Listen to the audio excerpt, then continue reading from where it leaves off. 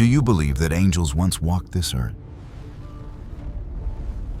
Do you believe that half-human, half-beast creatures, mighty giants, and even invisible spirits once lived among mankind? Since the dawn of creation, when the earth had no borders, humanity has witnessed things beyond comprehension. They carved strange beings onto stone walls, recording stories of gods, giants, and those punished by heaven itself. And what's truly mysterious is that these images repeat across every civilization. In Egypt, they were called gods with the bodies of men and the heads of birds. In Greece, they became centaurs and the mighty titans. In the Bible, they are known as the Watchers, fallen angels, who gave birth to the Nephilim. And in the forbidden texts, they bear names few have ever dared to speak.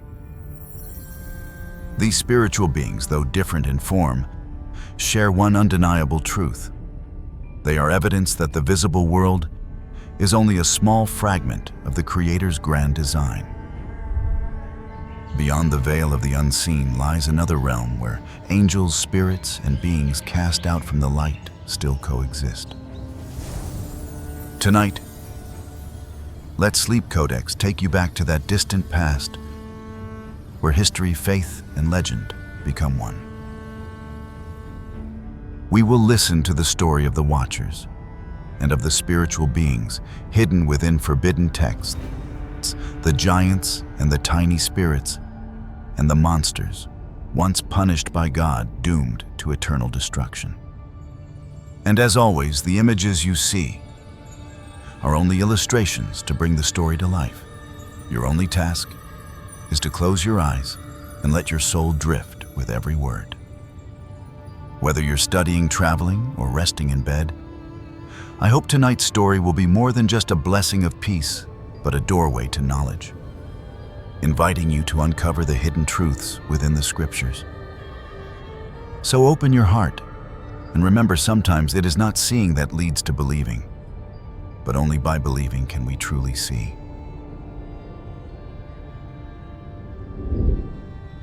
The origin of angels and the birth of the Watchers. To begin our journey tonight, let us return to the distant heaven, a realm filled with holiness and radiant beauty. It is the dwelling place of our beloved God, of noble divine beings, and of the sacred messengers known as the angels. No one knows exactly when they were created, yet ancient writings all tell us the same thing before the light of the sun. Ever shone before Adam took his first breath, the angels already existed, created to praise and glorify the Almighty Creator. Unlike humans, angels do not possess physical bodies. They are beings made entirely of light, pure will, and consciousness, each carrying a sacred mission given by God. Every angel has their own duty. Some guard the light, some oversee the stars, others guide the flow of life, and some are sent to protect the souls of mankind. According to the work De Coelesti Hierarchia, the celestial hierarchy written in the 5th century by Dionysius the Areopagite, angels are divided into 3 main orders, each consisting of 3 ranks forming 9 heavenly choirs in total, arranged from the highest to the lowest. The first order, the Seraphim. These are the highest celestial beings in heaven, closest to God and serving Him directly. They are said to exist in 3 forms, each with a mysterious appearance. The first and greatest among them are the Seraphim, also known as the Burning Ones. They are the most powerful beings, second only to God Himself. The Seraphim stand beside the Almighty as advisors governing the hierarchy of heaven and all other angels beneath them. According to Scripture, each seraph has 6 wings, 2 covering the face, 2 covering the body, and 2 for flight. And every wing is covered with countless eyes. Some texts describe 4 seraphim flying around God's throne. 2 of them are named Metatron and Seraphiel, their faces resembling that of a phoenix. The other 2 are unnamed. Their bodies shine with fire so bright that no one, not even other angels, can look upon them directly. The second order, the cherubim, also known as the illuminated ones. The cherubim are guardians of divine wisdom and protectors of the most sacred places in heaven. In the book of Genesis, the cherubim were appointed to guard the tree of life in the Garden of Eden, wielding a flaming sword that blocked the way back to immortality. The book of Ezekiel describes them with 6 wings and 4 faces, one of a lion, one of a man, one of an ox, and one of an eagle, and feet like a calf. To human eyes, they might appear more like living creatures of mystery than the graceful figures we often imagine. Among these higher angels was Lucifer, who is believed to have been either a seraphim or a cherubim. His name means morning star or bearer of light.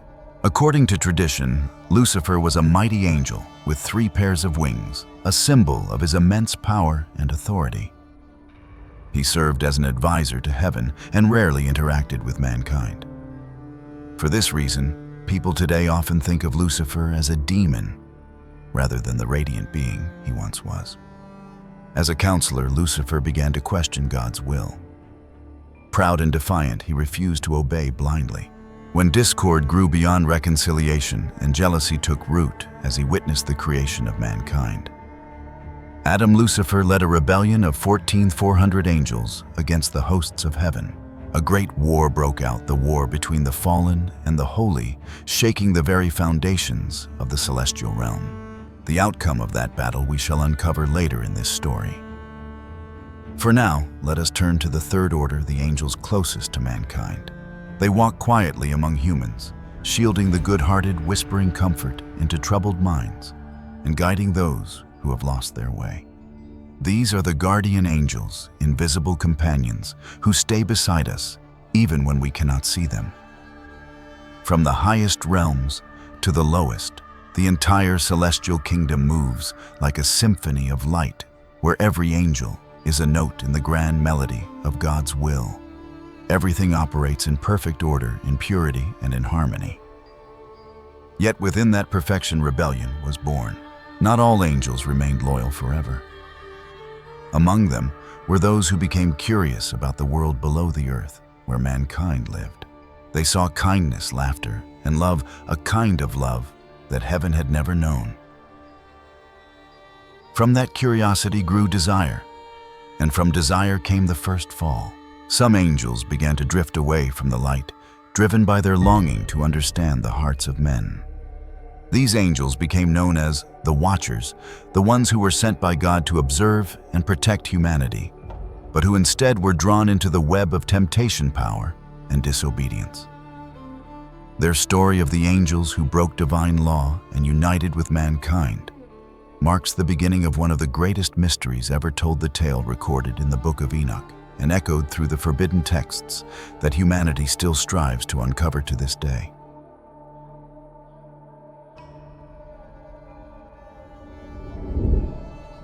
The Watchers, the oath on Mount Hermon, from the Book of Enoch. Long before mankind knew of Moses, and long before the New Testament was written, there existed an ancient book that was hidden away for centuries. A record that Jewish priests once called Sefer Hanok, or the Book of Enoch. Enoch was not a myth, but a real man, a descendant 7 generations after Adam, the great-grandson of Seth, born from the same bloodline as the first human created by God. According to the Book of Genesis, Enoch was the only man in human history who was taken up to heaven while still alive. Scripture says, Enoch walked with God, and he was no more, for God took him. For centuries, scholars have wondered, where did God take Enoch, and what did he see? The answer lies within the ancient text that bears his name, the Book of Enoch. In this book, Enoch describes that he was not merely taken to heaven, but was entrusted with a sacred mission to witness, record, and reveal to mankind what happens between heaven and earth. What he wrote was not poetry or vision, but testimony, the account of a man chosen by God to be the scribe of heaven. In the first section, known as the Book of the Watchers, Enoch documents one of the most shocking events in celestial history. the rebellion of the Watcher Angels. According to Enoch, as humanity multiplied across the earth, God sent a group of angels to watch over them. These angels were called the Watchers.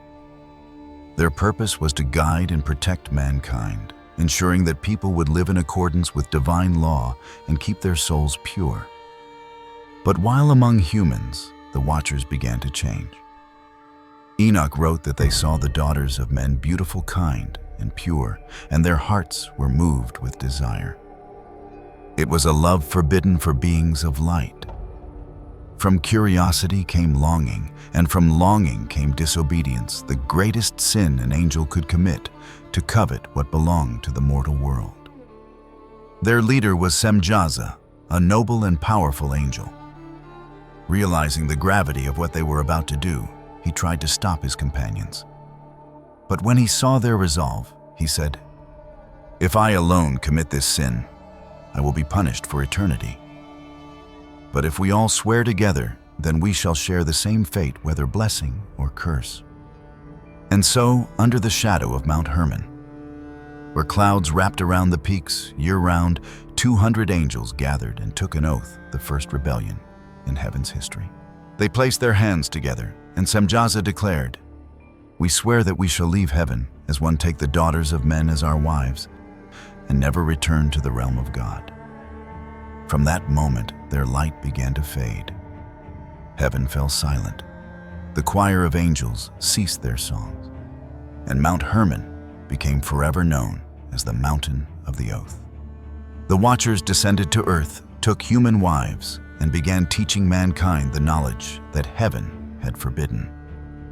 Azazel taught men how to forge weapons and armor, so they could kill one another. Barakel taught divination. Kokobel taught astronomy.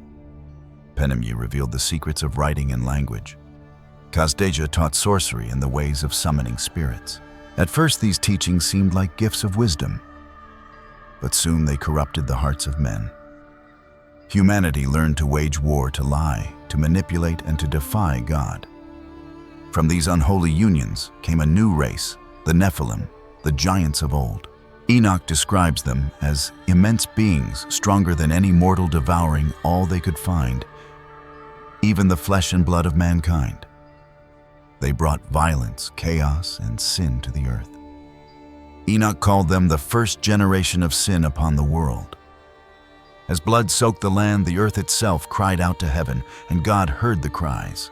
The Almighty sent 4 archangels, Michael, Gabriel, Raphael, and Uriel, to end the corruption. According to Enoch, Michael was commanded to bind Semjaza and his followers and cast them into darkness.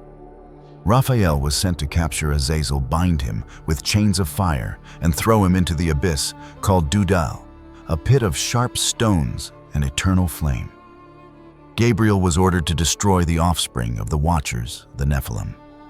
Uriel, the angel of light and wisdom, came to Enoch to warn him that a great flood would soon cleanse the earth of all corruption. Enoch wrote, "I saw the windows of heaven open, and fountains burst forth from the deep. Every being of sin was swept away, and only the righteous were preserved by God." That was the great flood, the cataclysm that ended the reign of the Watchers and the Nephilim. Yet even after their bodies perished, their spirits found no rest. Enoch recorded that the souls of these giants became evil spirits upon the earth, belonging neither to heaven nor to mankind, wandering the world in darkness, spreading war, disease, and fear among men, even to this very day. Hard to believe, isn't it? For generations, humanity has convinced itself that demons do not exist. But sometimes, events occur that make us question that belief and remind us that what was written thousands of years ago may never have been just a story. Spiritual beings and the terrifying hell, described by those who return from death. Throughout history, science has referred to the near-death experience as a phenomenon in which a person sees, hears, or feels things while standing at the boundary between life and death. Most of us rarely hear about such accounts because only those who have truly faced death can describe them. And among these testimonies, there are those who claim to have seen hell, a realm of darkness so deep that even light cannot reach it. According to their stories, the first sensation when the soul leaves the body is that of being pulled into a dark void, as if falling into an endless abyss. Some describe seeing fire and the heavy stench of burning sulfur. Others see thin, emaciated figures wandering aimlessly through the smoke. And some claim they came face to face with beings they believed were real demons. One of the most well-known cases is that of Matthew Botsford, a man from Georgia, USA. It was a night in March 1992. Matthew was having dinner with business partners at a restaurant in Atlanta. As they stepped outside, a group of young men, drunk and furious after being refused entry, opened fire into the crowd. A single bullet struck Matthew in the forehead. He collapsed instantly and fell into a deep coma. Doctors fought to save his life, but the chances of survival were nearly zero. Yet after 27 days in a coma, Matthew miraculously awoke, bringing with him memories he said he could never forget. He recalled finding himself shackled, hanging upside down over a massive pit that looked like the mouth of a volcano, filled with the stench of burning sulfur. Beneath him, strange four-legged creatures moved restlessly through the smoke and fire, while around him echoed the screams of countless tormented souls. But none of the cries carried life. They were hollow like echoes of endless despair. Matthew said that what terrified him most was not the fire or the demons, it was the overwhelming loneliness. At times, grotesque creatures approached him, clawing flesh from his body. The pain was unbearable, yet the torn flesh would instantly grow back and the torture would begin again. Time seemed to stand still. There was only suffering, endless and absolute. Then, at the very height of his agony, Matthew saw a giant hand pierce through the wall of fire, reach for him, break his chains and lift him from the pit. Just before waking, he heard a voice, calm yet powerful, say, "It is not your time yet." When he opened his eyes in the hospital, Matthew knew he had returned. But from that day forward, he believed without doubt that demons are real. Another man who had a similar experience was Howard Storm, a university professor who once proudly called himself an atheist. During a trip abroad, he suffered a sudden stomach rupture and was rushed to the hospital for emergency surgery. As doctors prepared the operation, Howard suddenly lost consciousness. Yet instead of falling into darkness, he felt more awake than ever before. He saw his own body lying motionless on the bed while he stood beside it, observing everything. When he tried to speak, no one responded. Only then did he realize he had left his body. At the far end of the room, he noticed shadowy figures standing in the mist, beckoning him to follow. Their voices were soft, almost gentle. Curious, Howard stepped forward, following them down a long corridor shrouded in thick gray fog. When he looked back, the hospital room and his loved ones had vanished. But the deeper he went, the darker it became. The voices changed, no longer kind, but mocking and cruel. The figures began to shove and tear at him. Howard realized he was being dragged into a place without light, a place filled only with malicious laughter echoing in every direction. In that moment of despair, he heard a voice within his mind, soft, yet filled with authority. Pray. Howard had never prayed before. He did not believe in God. But overcome by fear, he screamed and begged for help. Instantly, a bright light appeared. The darkness scattered. The laughter ceased. Howard felt himself lifted out of that abyss and pulled back into his body. When he awoke, he was completely healed, and from that day on, his life changed forever. The man who once denied God became a preacher, sharing his story with the world. Heaven and hell are real. Perhaps what they saw in their near-death experiences was not mere hallucination or the imagination of a dying brain.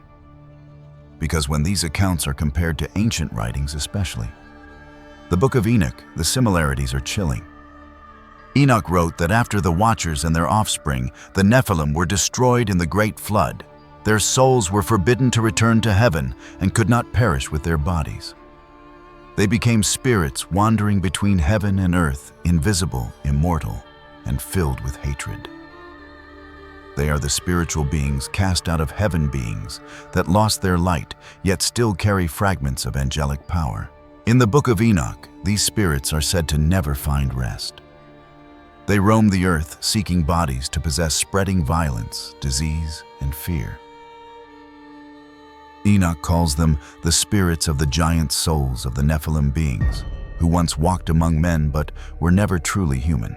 And perhaps these very entities still exist around us, in the shadows of our dreams, in the silent screams of the unseen realm, in the haunting memories that the dying call hell. More than 4,000 years ago, Enoch described a place beneath the earth where light cannot reach, where the condemned are bound, until the day of judgment. A place he called Sheol, the abyss of darkness.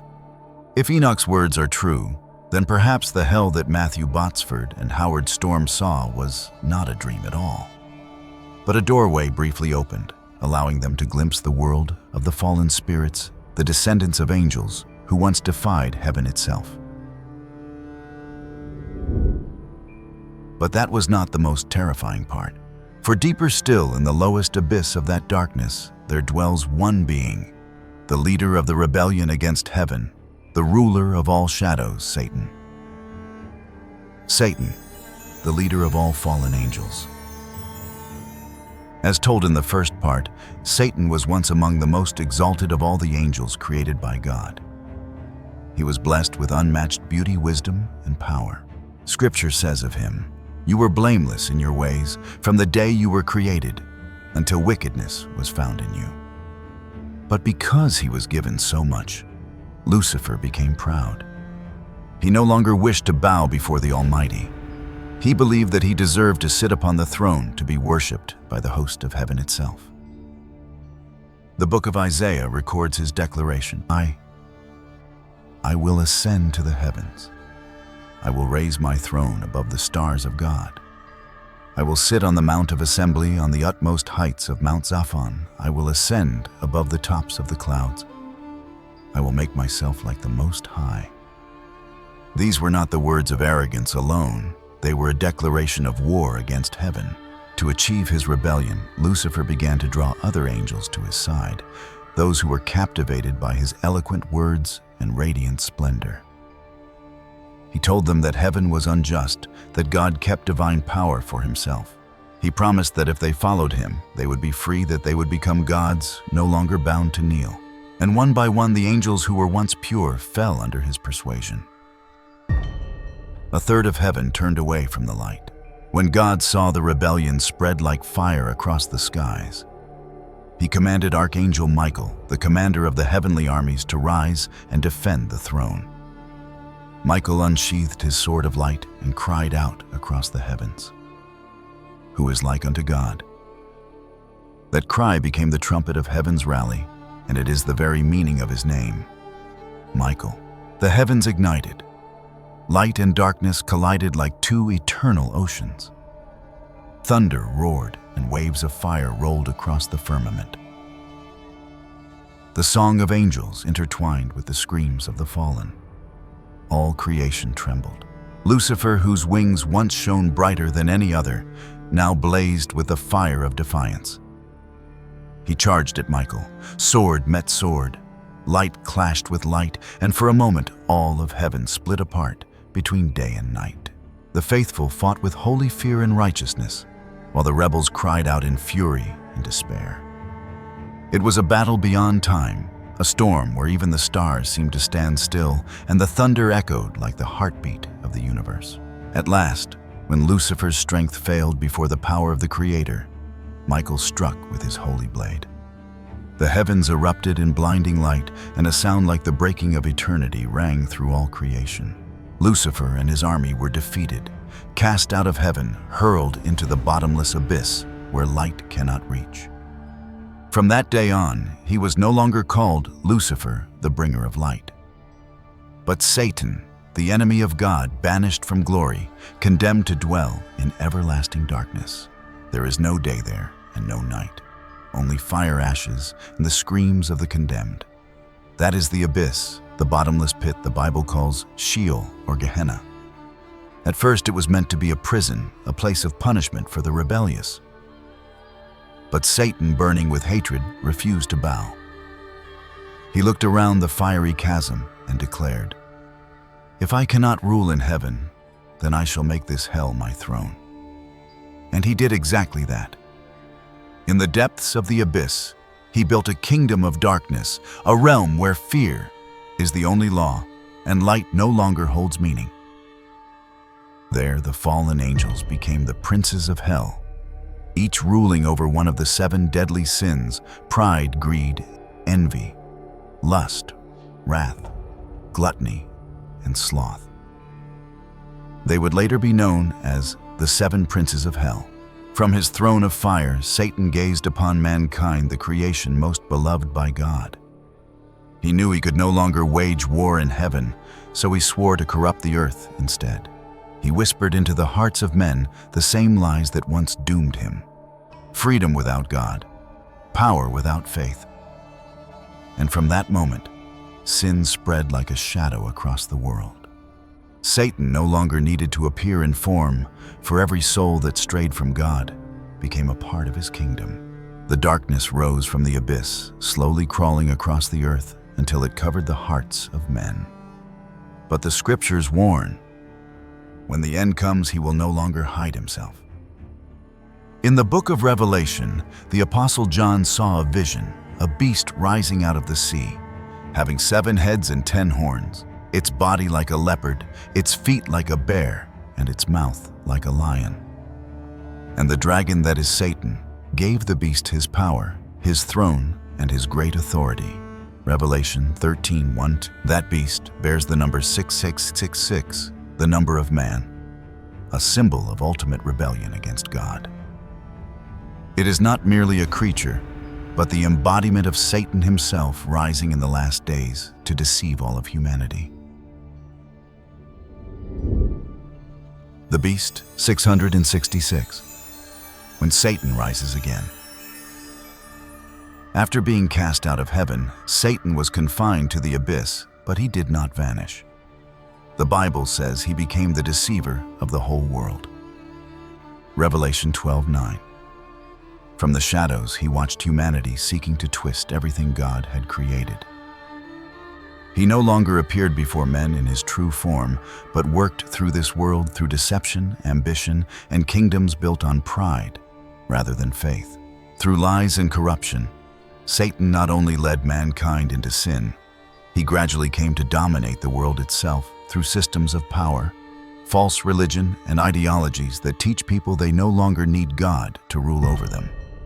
But the scriptures warn, when the end of time comes, he will hide himself no longer.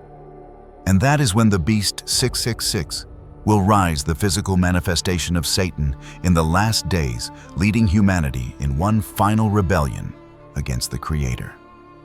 In the book of Revelation, the Apostle John wrote that he was brought to the shore of the sea, and from the depths a beast emerged. I saw a beast rising out of the sea with 7 heads and 10 horns, and on its horns 10 crowns, and on its heads blasphemous names. Its body was like a leopard, its feet like a bear, its mouth like a lion. And the dragon, that is Satan, gave it his power, his throne, and great authority. This beast was not a mere creature of flesh, but the embodiment of Satan himself, the symbol of every power that rebels against heaven. The 7 heads represent the 7 earthly empires that stood against God: Egypt, Assyria, Babylon, Persia, Greece, Rome, and the final empire that will rise in the end times. The 10 horns symbolize 10 kings, 10 nations that will unite under the beast to rule the world.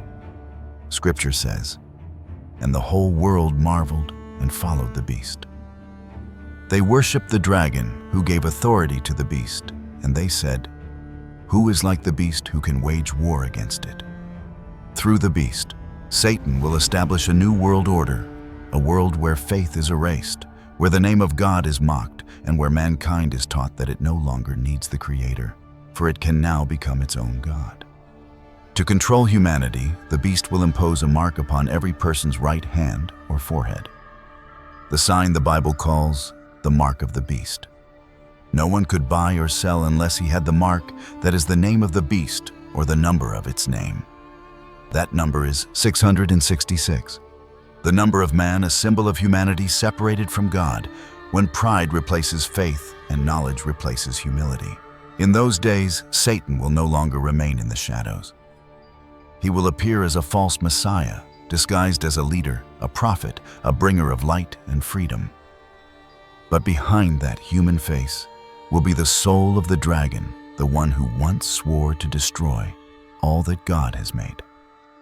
And so, mankind, intoxicated by technology, power, and limitless freedom, will kneel before the beast, not realizing that they are worshiping Satan incarnate. The Book of Revelation warns that his dominion will last only a short time, 42 months or 3.5 years. But during that time, he will plunge the world into chaos and test the faith of even the righteous. Those who remain faithful to God will be persecuted. But Scripture promises, "Be faithful unto death, and I will give you the crown of life." Thus, the beast 666 is not only a prophecy, it is a mirror of humanity's soul when it turns away from God. For those who no longer believe in the divine, for those who deny that their very being was created by the hands of God, and for those who trade truth for lies and sell their souls to Satan, hell is no longer far away. It is believed that in the abyss, where Satan was imprisoned, he created Leviathan, the sea serpent, the symbol of chaos, the giant dragon that once challenged the light. It is a shadow of Satan himself, who lurks beneath the raging waves, waiting for the day when humanity will open its seal so he can rise. Leviathan, the serpent of the deep. From the dawn of creation, when the earth was still formless and empty, darkness covered the face of the deep, and the Spirit of God moved over the waters. In that very chaos, Leviathan was born. The Bible describes it as a creature so terrifying that no one but God himself could subdue it. In Job 41, the Lord speaks to Job. "Can you pull in Leviathan with a fishhook? Who can open its jaws? Its teeth are terrible all around. Its breath kindles coals and flames pour from its mouth."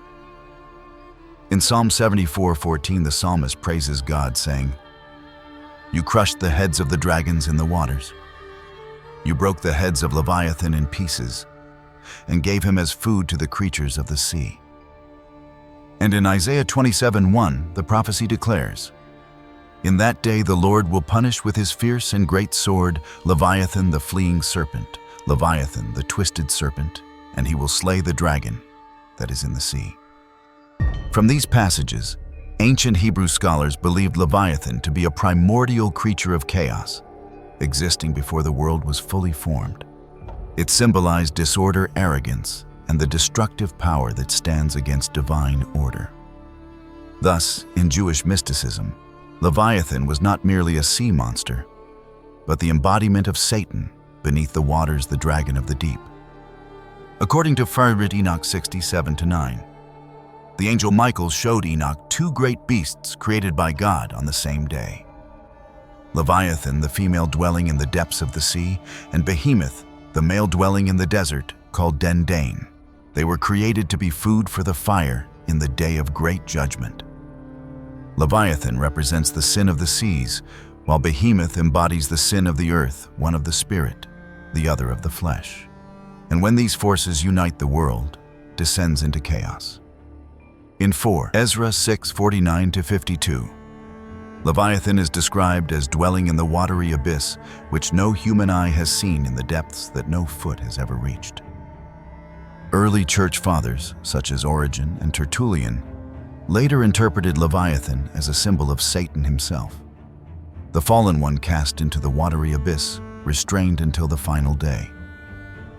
It is said that when Satan was hurled into the deep, he fashioned Leviathan to reign over the oceans a realm untouched by heaven's light. Its body spans the horizon, its scales are harder than iron. Its eyes burn like twin torches beneath the waves, and when it breathes, smoke and fire rise through the sea. Each time it moves, the waters rage, and the world trembles with the roar from its depths. In ancient belief, Leviathan cannot be slain by mortal hands, for it represents chaos itself. A reminder that every force separated from God's light becomes a monster against creation. But the Bible promises that on the day of the Lord, He will strike down Leviathan with the sword of His judgment, and chaos shall be silenced forever. Until that day, Leviathan remains imprisoned in the abyss, a living warning that, no matter how great its power, any being that turns away from the Creator will become the destroyer of its own design. Behemoth, the beast of the earth.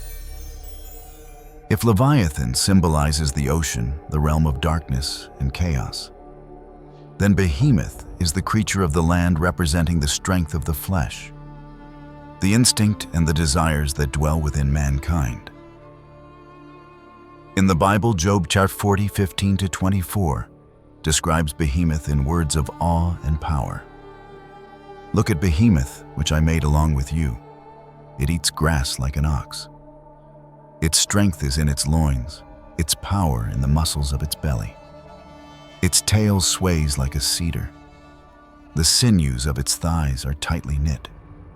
Its bones are tubes of bronze, its limbs like rods of iron. From this description, ancient teachers believed Behemoth was more than a mere physical creature. It was the embodiment of the living energy of the earth, a colossal force that only God Himself could command. Just as Leviathan represents the chaos of the sea, Behemoth embodies the earthly nature of man, strength, lust, and the hunger to dominate the very passions Satan ignited in humankind since the days of Eden. According to 1 Enoch 60 and 4 Ezra 6, both Leviathan and Behemoth were created on the same day, one dwelling beneath the waters and the other in the barren wilderness called Dendain near the Garden of Eden.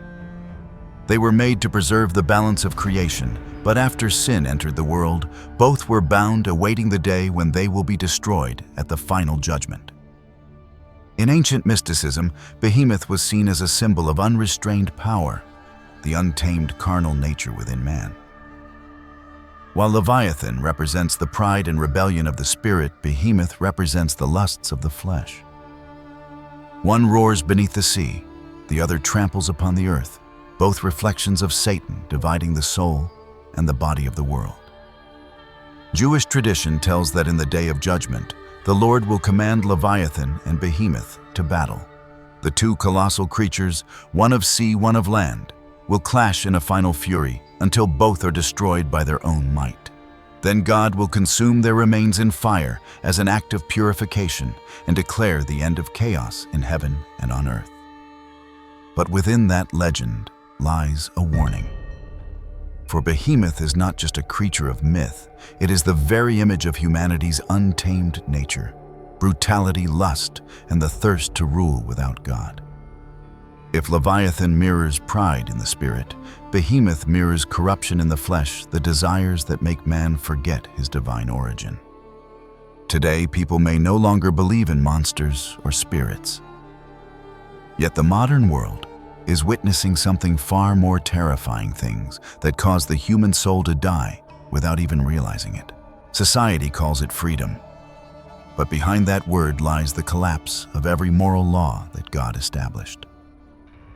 Marriage is no longer seen as the sacred covenant between a man and a woman.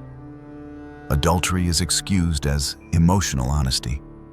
Lust is celebrated as self-expression. And even those things the Bible clearly condemns as abominations, homosexuality, incest, and the taking of innocent life, are now praised as human rights, as marks of progress. Humanity believes it is moving forward, but in truth it is walking backward away from the order of the Creator. They turn evil into good, sin into pride, rebellion into freedom. That is the moment when Behemoth truly reigns upon the earth, not with claws or teeth, but through the desires of the flesh. Indeed, our world now lives in the time that Isaiah once prophesied. Woe to those who call evil good and good evil, who put darkness for light and light for darkness. This is the reflection of Behemoth, when mankind believes it can redefine love, morality, and gender, not realizing it is falling straight into the deception of the evil one. And if this world does not turn back soon, the day of the Lord will come, as foretold, a day when every unholy desire will be burned away, and only those who remain pure in heart will stand before him. As Behemoth, the beast of the earth, rose to power, the world of men began to change. Sin no longer hid in the shadows. It took shape in the desires and passions that walked openly among humanity. The strength of Behemoth was not in sword or claw, but in temptation, the quiet voice that made mankind believe it could rule without God. And from within that chaos of the flesh, another spirit began to stir. Not a beast, but a soul that once belonged to the light, a being who had tasted the sweetness of Eden, yet chose the path of rebellion. If Behemoth embodied the fall of mankind through the body, then she would embody the fall of the soul, a soul that knew love, that longed for freedom, but could not bear to bow before the Creator. Lilith, the demon queen of the night. In the depths, where Satan was cast down, the darkness was not silent. From the wasteland where no light could reach, there came a whisper, soft, cold, and ancient, the echo of a soul once born in light, but now forgotten by it. Her name was Lilith, the mother of darkness. According to ancient texts, before Eve was ever formed, God had created another woman alongside Adam. Not from his rib, but from the same dust, as if to mirror his very being. In the alphabet of Ben Sira, a forbidden Hebrew manuscript, Lilith is described as equal to Adam in every way. But when Adam demanded her submission, she grew angry and said, "I will not lie beneath you, for we were both created from the dust." She then spoke the ineffable name of God, a name only the highest angels were permitted to utter, and flew out of Eden, choosing freedom over obedience. From that moment, she was erased from the light of heaven. In Isaiah 34:14, Scripture briefly names her among the creatures of desolation. The wild beasts of the desert shall meet with the jackals, the satyr shall cry to his fellow. There shall Lilith find rest for herself. From that moment on, Lilith became the embodiment of feminine rebellion, a being who chose independence over divine order. But freedom without God became her curse. What began as liberation ended as damnation.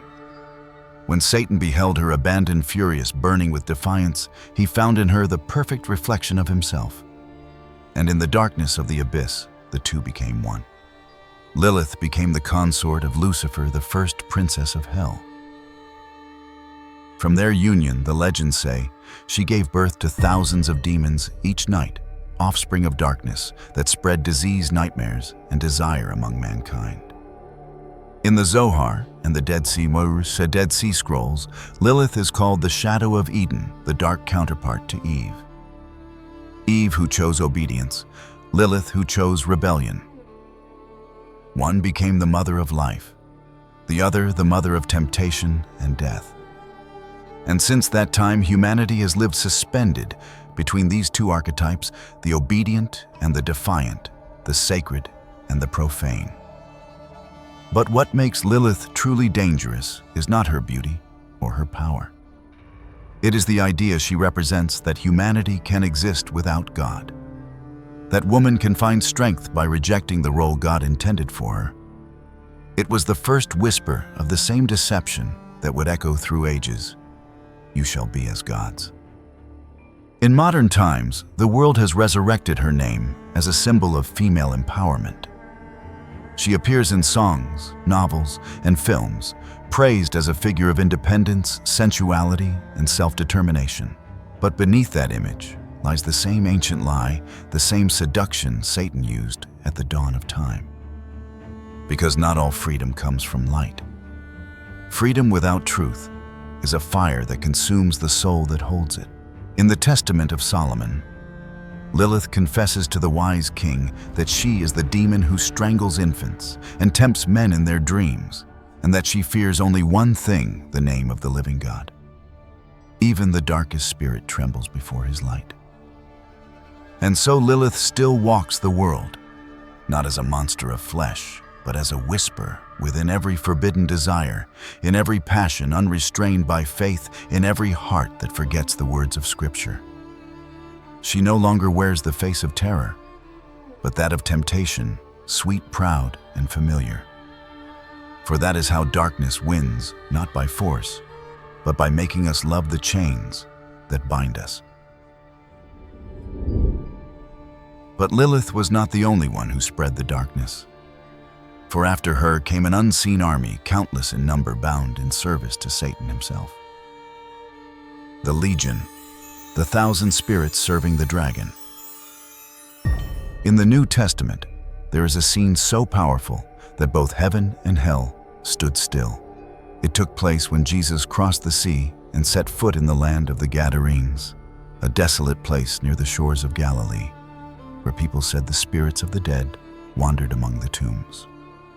Scripture records, when he stepped out of the boat, immediately a man with an unclean spirit came out from the tombs to meet him. This man lived among the tombs, and no one could bind him anymore, not even with chains. He was no longer a man, but a vessel for something dark. He screamed in the night, cutting himself with stones, his eyes hollow and filled with torment. But when Jesus approached, the spirits within him trembled and cried out, "What have you to do with me, Jesus, Son of the Most High God? Have you come to torment us before the time?" Then Jesus asked, "What is your name?" And they answered, "My name is Legion, for we are many."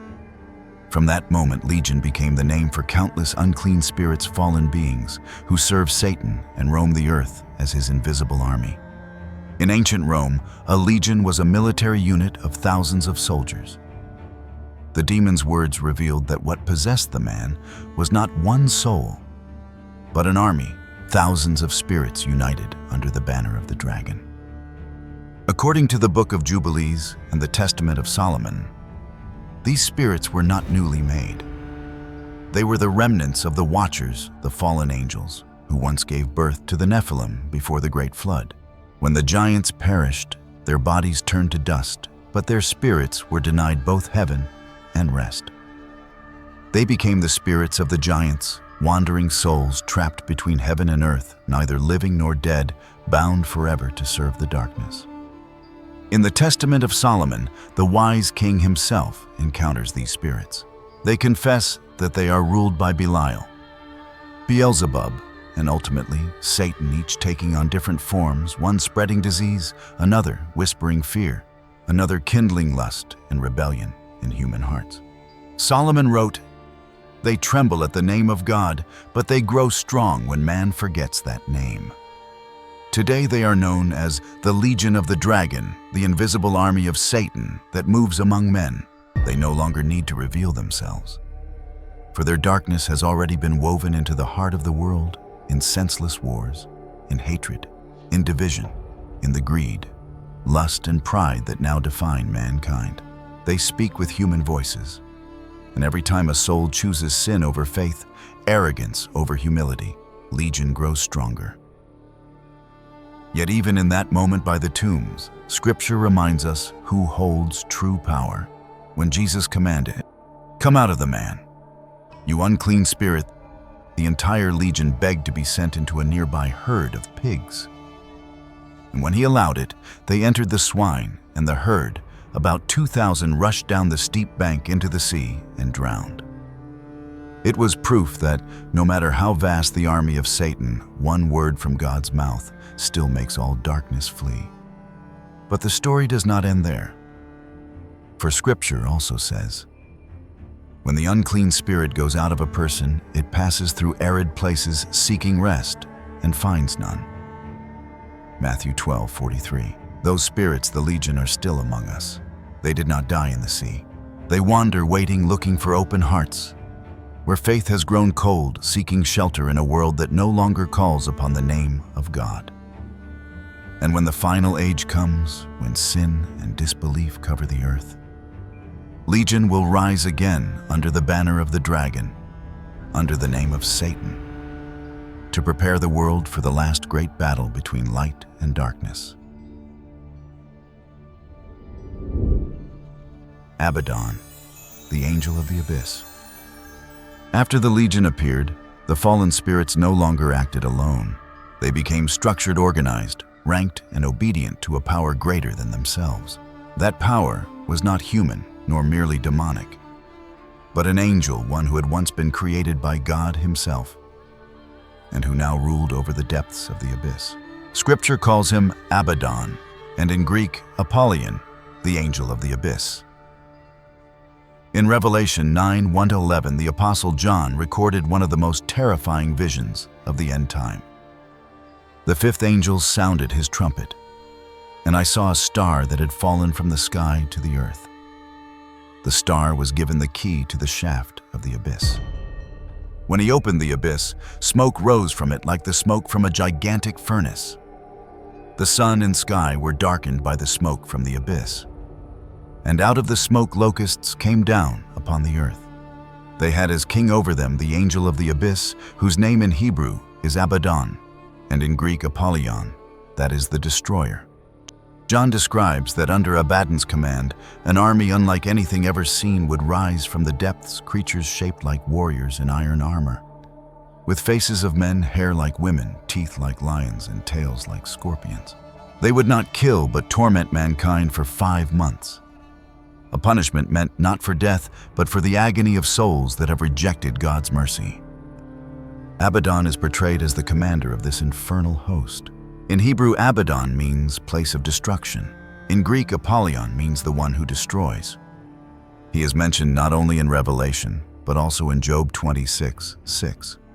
Sheol is naked before God, and Abaddon has no covering. Here Abaddon represents the realm of ruin, the very domain of this angel. According to ancient texts, such as the Book of Enoch and the Testament of Solomon, Abaddon was once the guardian of the gate between heaven and Sheol, the keeper of the boundary, where souls awaited judgment. But after Lucifer's fall, Abaddon was cast down as well, becoming the warden of condemned spirits, an angel of punishment, executing divine justice without mercy. It is said that when Satan established his kingdom in the underworld, he placed 7 thrones for the 7 princes of hell. And before the greatest throne stood Abaddon, bearing a flaming sword engraved with 7 seals of destruction. He does not seduce or deceive like Lucifer. When he appears, even the demons bow, for he embodies the pure, relentless force of ruin itself. Yet the Bible never calls him the king of hell, but rather the angel of the abyss, the one who oversees the pit where Satan imprisons the lost until the day of judgment. Even he cannot act beyond the limits set by God. His power, terrifying as it seems, still serves the will of the Creator. For in all creation, even in destruction, the sovereignty of God remains absolute. When the final age comes, Scripture says Abaddon will be released once more. When the 5th seal is broken, he will lead his army, the spirits long imprisoned since the great flood rising from the abyss, to bring torment upon a world that has forgotten its maker. John wrote, "In those days men will seek death and will not find it. They will long to die, but death will flee from them." Abaddon, the angel of the abyss, is the embodiment of that judgment, the consequence of a world that has traded faith for rebellion and grace for pride. But even at the bottom of the pit, the Scripture reminds us of one eternal truth. Abaddon cannot stand against the power of God. He is not the ruler of chaos, but its prisoner. He acts only within the bounds of divine permission, so that when the light of heaven shines upon the depths, the whole universe will know that no place, not hell, not the abyss, is beyond the reach of God's sight. For thousands of years, the Bible has spoken of divine beings, angels of fire, messengers of light, and spirits cast down from heaven. but the world holds more than what Scripture records. Across ancient civilizations, humanity spoke of other mysterious beings, half human, half beast. Winged guardians between heaven and earth, creatures too divine for man, yet too earthly for angels. Were they merely myths or faint memories of the same watchers who once descended to earth?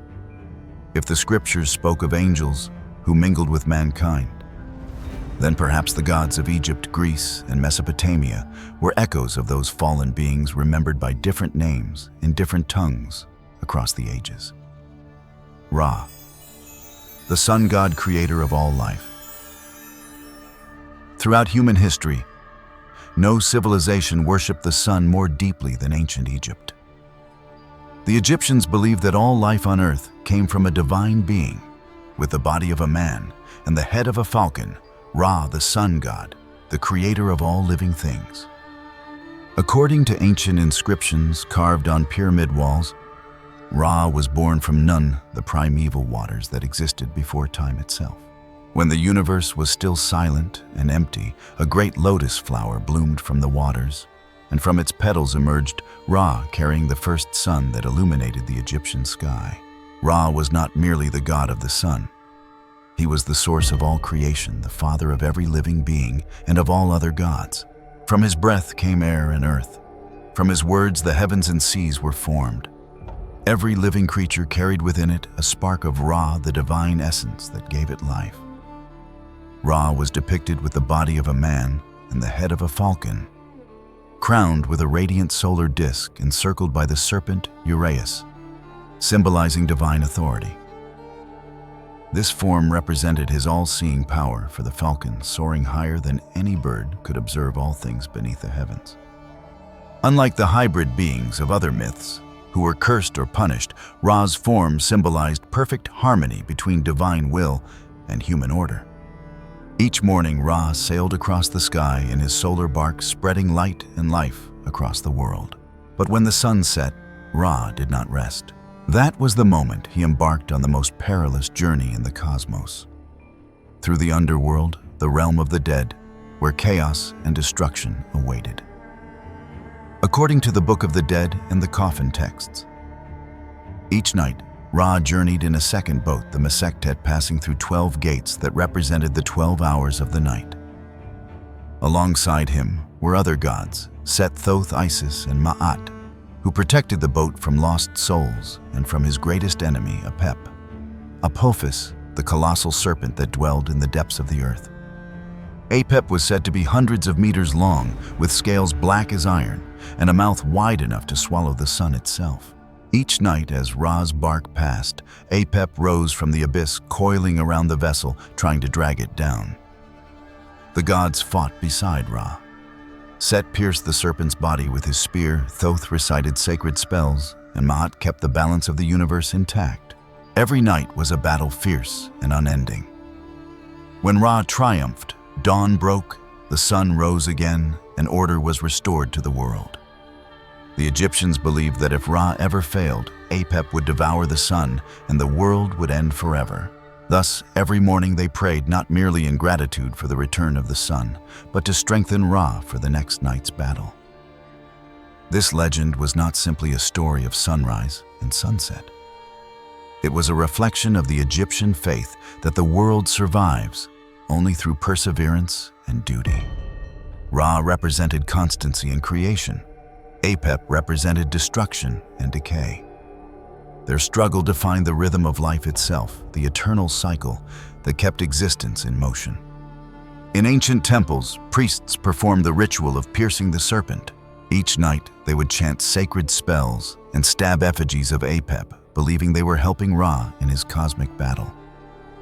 It was both a spiritual act and a reminder that humanity must play its part in preserving the order of the world. To the Egyptians, Ra was not only the sun, he was justice, order, and life itself. Because of his endless journey across the sky, the Nile continued to flow, crops continued to grow, and humankind continued to exist.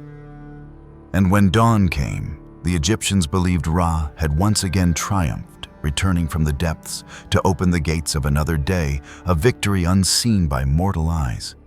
yet one upon which all life depended. Osiris, the god of death and resurrection. When Ra created the world and gave life to mankind, the universe still needed a god to guard that life, to ensure that when humans died, their souls would have a place to return to. And so Osiris appeared, the first king of Egypt, the one who brought order, wisdom, and justice to the human world. Contrary to what many might imagine, Osiris was not portrayed as a fierce ruler, but as a solemn, gentle king wrapped in white burial cloth. His green skin symbolized renewal and rebirth. He wore the Atef crown, the tall white crown of Upper Egypt, adorned with ostrich feathers, and in his hands he carried the Heka scepter and Nekaka whip, symbols of authority and justice used to govern the souls of the dead. The Egyptians told that in the earliest days their land was consumed by chaos and war. People lived like animals, without crops, without laws, and without compassion. Osiris, the son of Geb, the god of the earth, and Nut, the goddess of the sky, taught them how to cultivate the soil, how to build, and how to live in harmony with one another. Under his reign, Egypt flourished, a land of peace and abundance. The people loved him as they would love the Creator himself. But that love also gave rise to envy. Osiris's brother, Seth, the god of the desert and disorder, grew jealous of his power and plotted to take the throne for himself. One night, Seth invited the gods to a grand banquet. At the feast, he presented a magnificent golden chest inlaid with jewels and announced, "Whomever fits perfectly inside this chest, it shall belong to him." One by one, the gods tried, but none fit. When Osiris stepped in, the chest closed around him perfectly, as if it had been crafted for him alone. In that instant, Set and his followers slammed the lid shut, sealed it with molten lead, and cast it into the roaring waters of the Nile. The river carried the coffin far away beyond Egypt's borders, until it reached the land of Byblos, where it became lodged within the trunk of a great tree. That tree grew strong around the coffin, and its wood was later used as a pillar in the king's palace. Thus, the god of life became imprisoned within the heart of a tree far from his homeland. Years passed. Isis, the faithful wife of Osiris, never gave up searching for him. She wandered through deserts, reed fields, and villages, asking every creature and every god she met. Finally, she found the sacred tree in Byblos that held her husband's body.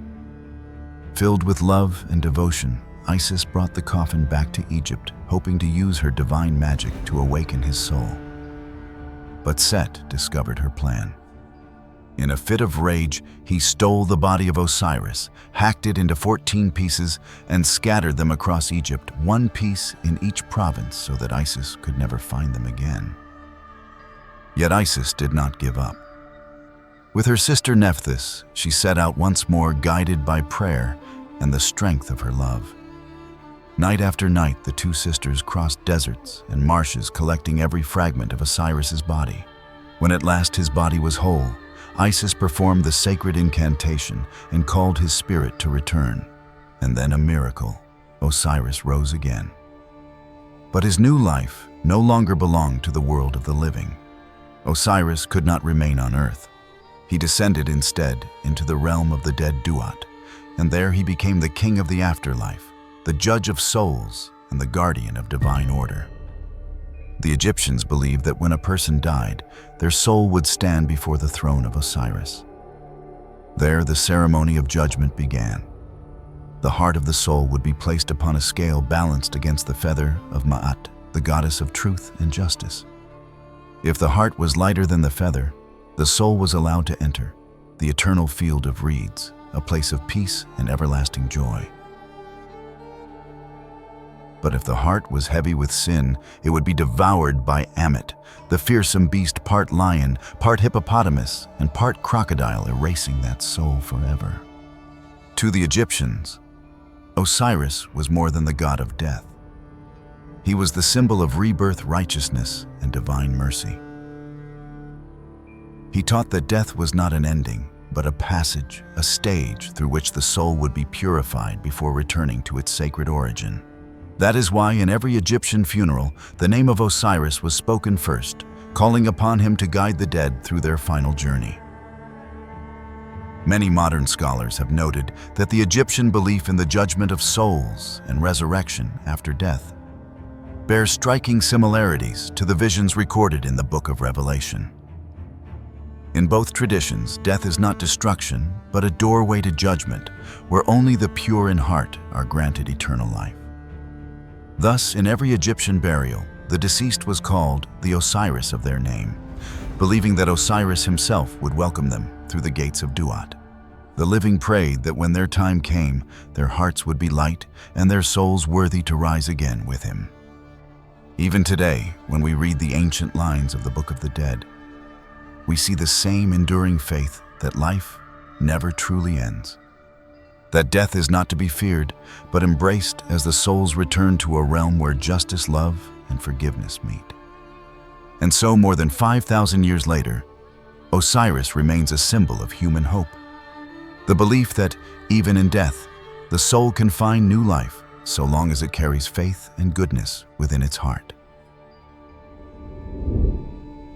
After Osiris became the god of the underworld, the world seemed to lose the warmth of compassion. The Egyptians believed that if Osiris represented justice and judgment after death, then the one who brought him back from oblivion was Isis, his devoted wife and the goddess of magic. The story of Isis is not merely a part of the Osiris myth. It is the very soul of Egyptian mythology itself. For through her love, courage, and divine power, life was reborn, order was restored, and humanity came to understand the true meaning of faith.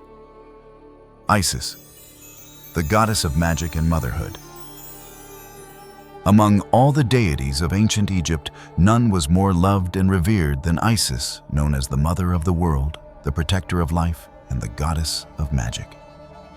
If Osiris embodied justice and resurrection, then Isis was the very essence of love, devotion, and sacrifice qualities that made even the gods bow in respect.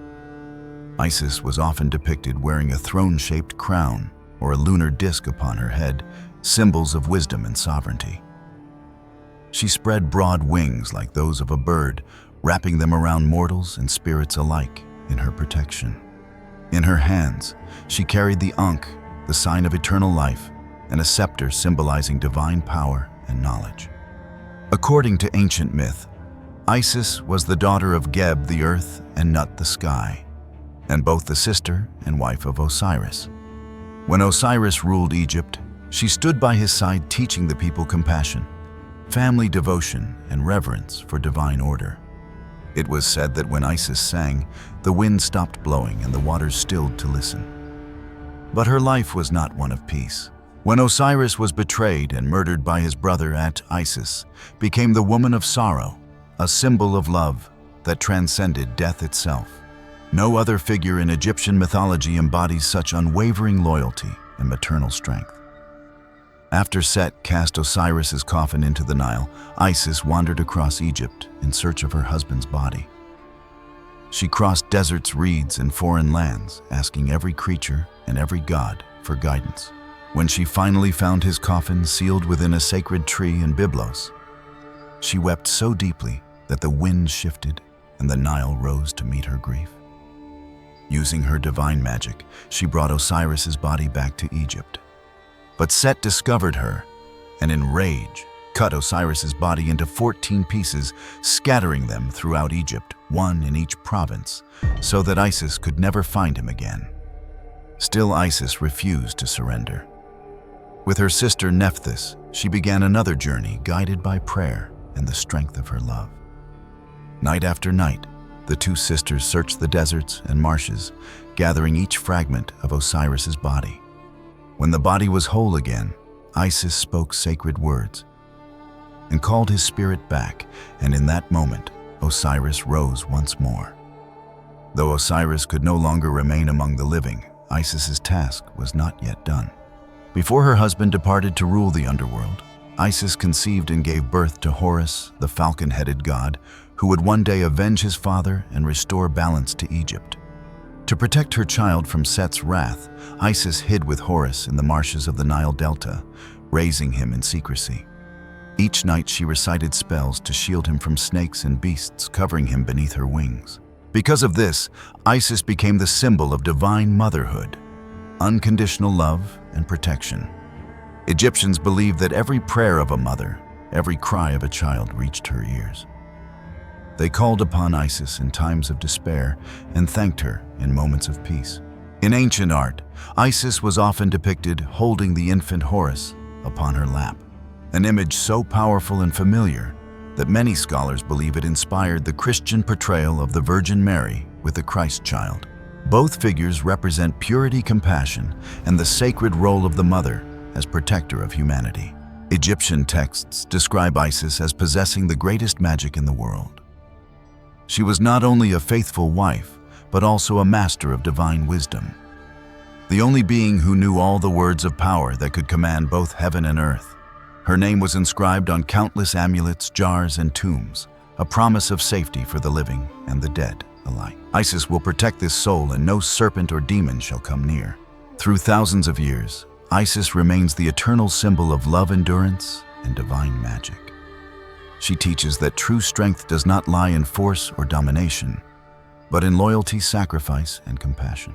Even today, her name endures, spoken in reverence, as it was in ancient Egypt, Isis, the great mother of all. For in the heart of humanity, her image has never faded. After Isis restored the soul of Osiris and gave birth to their son Horus, the destiny of Egypt entered a new chapter. If Osiris symbolized resurrection and Isis embodied love and divine magic, then Horus was the living union of both a child born from sorrow, nurtured by faith, destined to restore justice to the world. From the marshes where Isis hid in exile, a newborn god let out his first cry. A cry that would one day become the sound of triumph when Horus, the god of the sky, rose to challenge the forces of chaos and reclaim the throne his father once ruled. Horus, the god of the sky, symbol of kingship.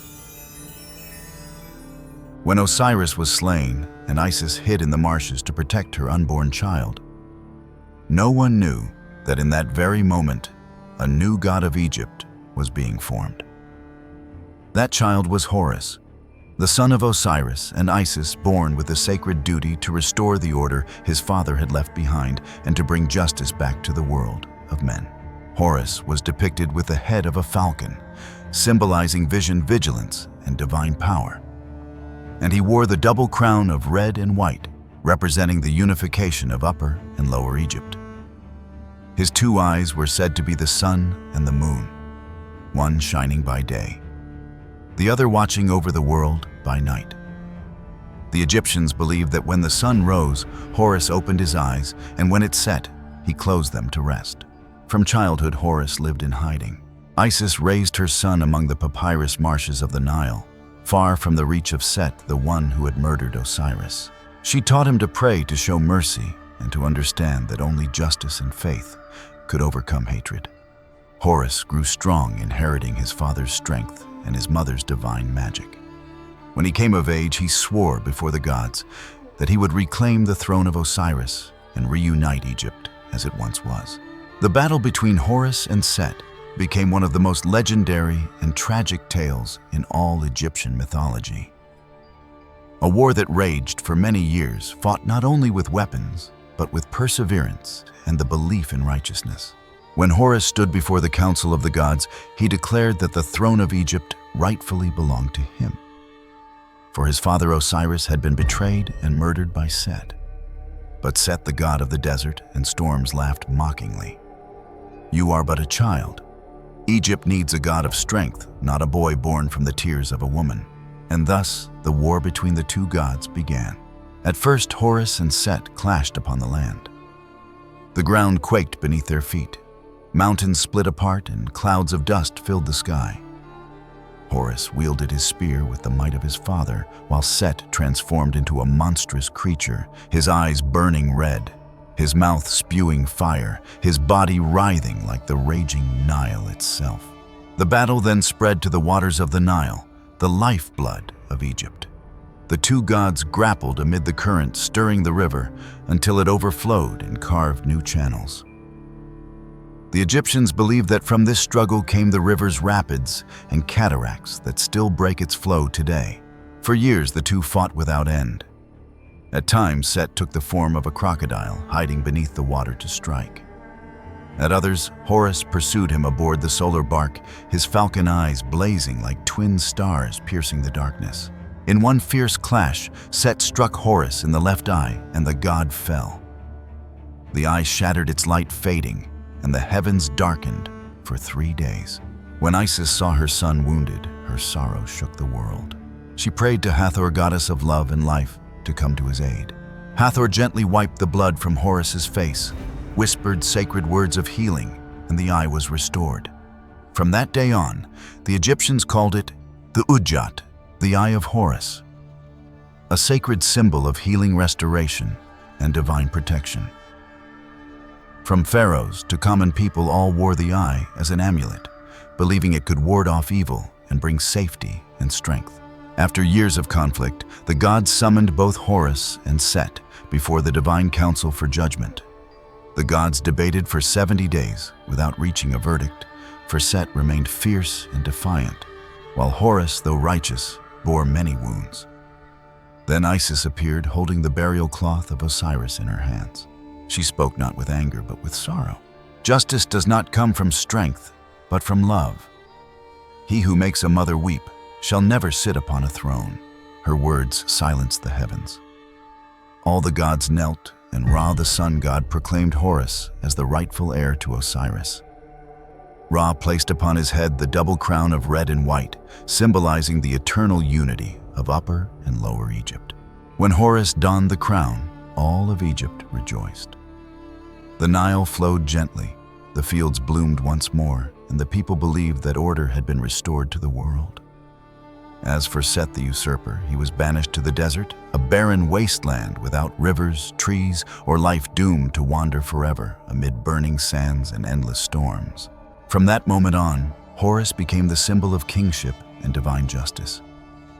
He was the protector of Egypt, the embodiment of righteousness, triumphing over rebellion. Every pharaoh was believed to be the son of Horus, inheriting not only his crown, but his sacred duty to preserve balance and truth. And so, with each sunrise, the Egyptians lifted their gaze to the sky, believing that the eyes of Horus still watched over the world, guarding justice, guiding the faithful, and giving courage to all who stand against evil. Centuries later, many would draw parallels between Horus and Jesus Christ, for both were seen as sons of heaven, bearers of justice, and symbols of redemption. Yet scholars affirm that such likeness lies only in the shared symbolism. For Horus belongs to the ancient faith of Egypt, a civilization that sought harmony between gods and men, between life and death. Thus, through thousands of years, Horus endures as the eternal guardian of the skies, the divine protector who watches over the souls of humankind. Anubis, the god of death and guide of souls. When Horus reclaimed the throne for his father and restored balance to the world, the boundary between life and death still remained fragile.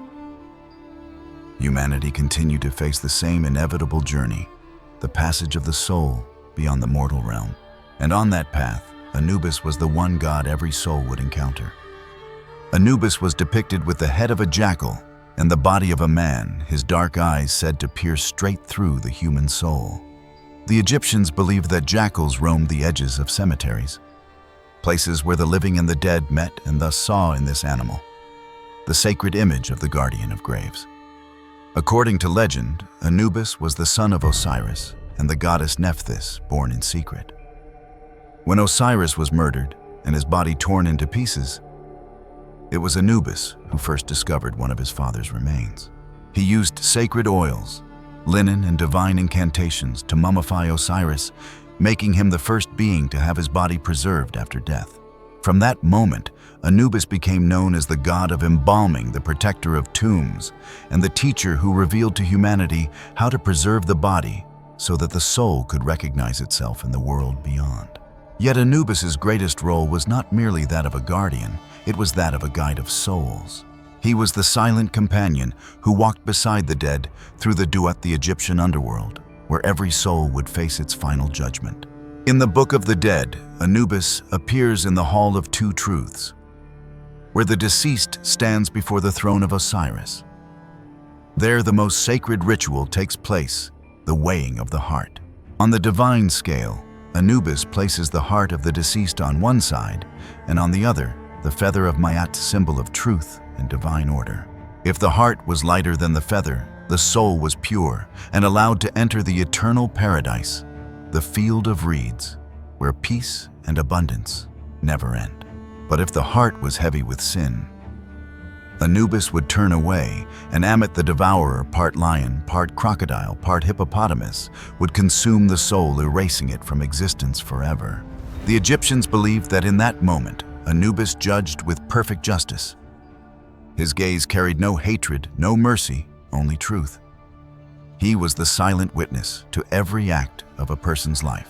The image of Anubis walking beside the dead carried profound meaning. To the Egyptians, he was not a god of punishment, but a guardian and guide leading souls through the 12 gates of the underworld, each guarded by a spirit who tested the traveler's honesty, humility, and compassion. The soul had to answer truthfully to every question, and only Anubis knew which answer was sincere. In tombs, his image was carved upon the walls, and small statues of the black jackal were placed beside coffins. Families prayed with reverence. O Anubis, guide this soul through the night, that it may see the dawn in the kingdom of Osiris. In truth, Anubis was not feared, but respected. He was not a god of wrath, but of sacred order, a keeper of the divine law that no mortal could escape. The Egyptians believed that when a person died, Anubis was the first to touch their soul, not to take it away, but to lead it home. In many ways, Anubis mirrors the figure of Uriel, the archangel of light and guidance in Jewish and Christian theology, the guardian who illuminates the path for the departing soul.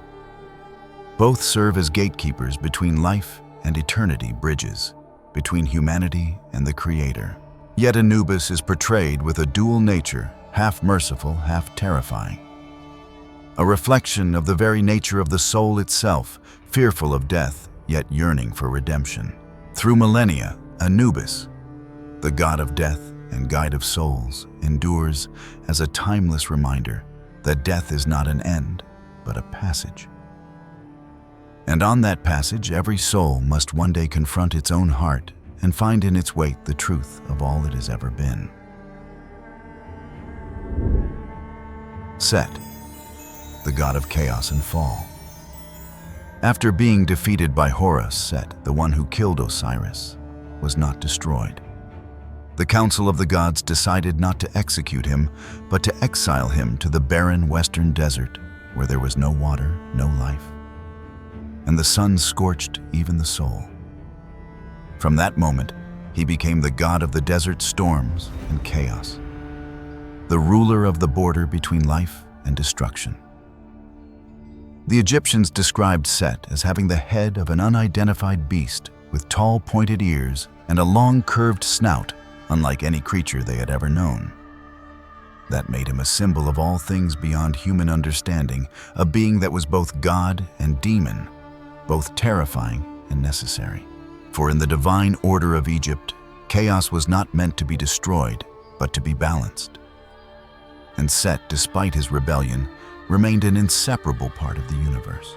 The Egyptians believed that every night when Ra, the sun god, traveled through the underworld on his divine boat to battle Apep, the giant serpent symbolizing nothingness, it was Set who stood at the prow holding a spear to defend the sun from being devoured. He roared, pierced the serpent's body, and kept the world alive for another dawn. If Set did not fight, the sun would never rise again. It was a paradox. The one who once betrayed the divine order was also the one who prevented it from collapsing.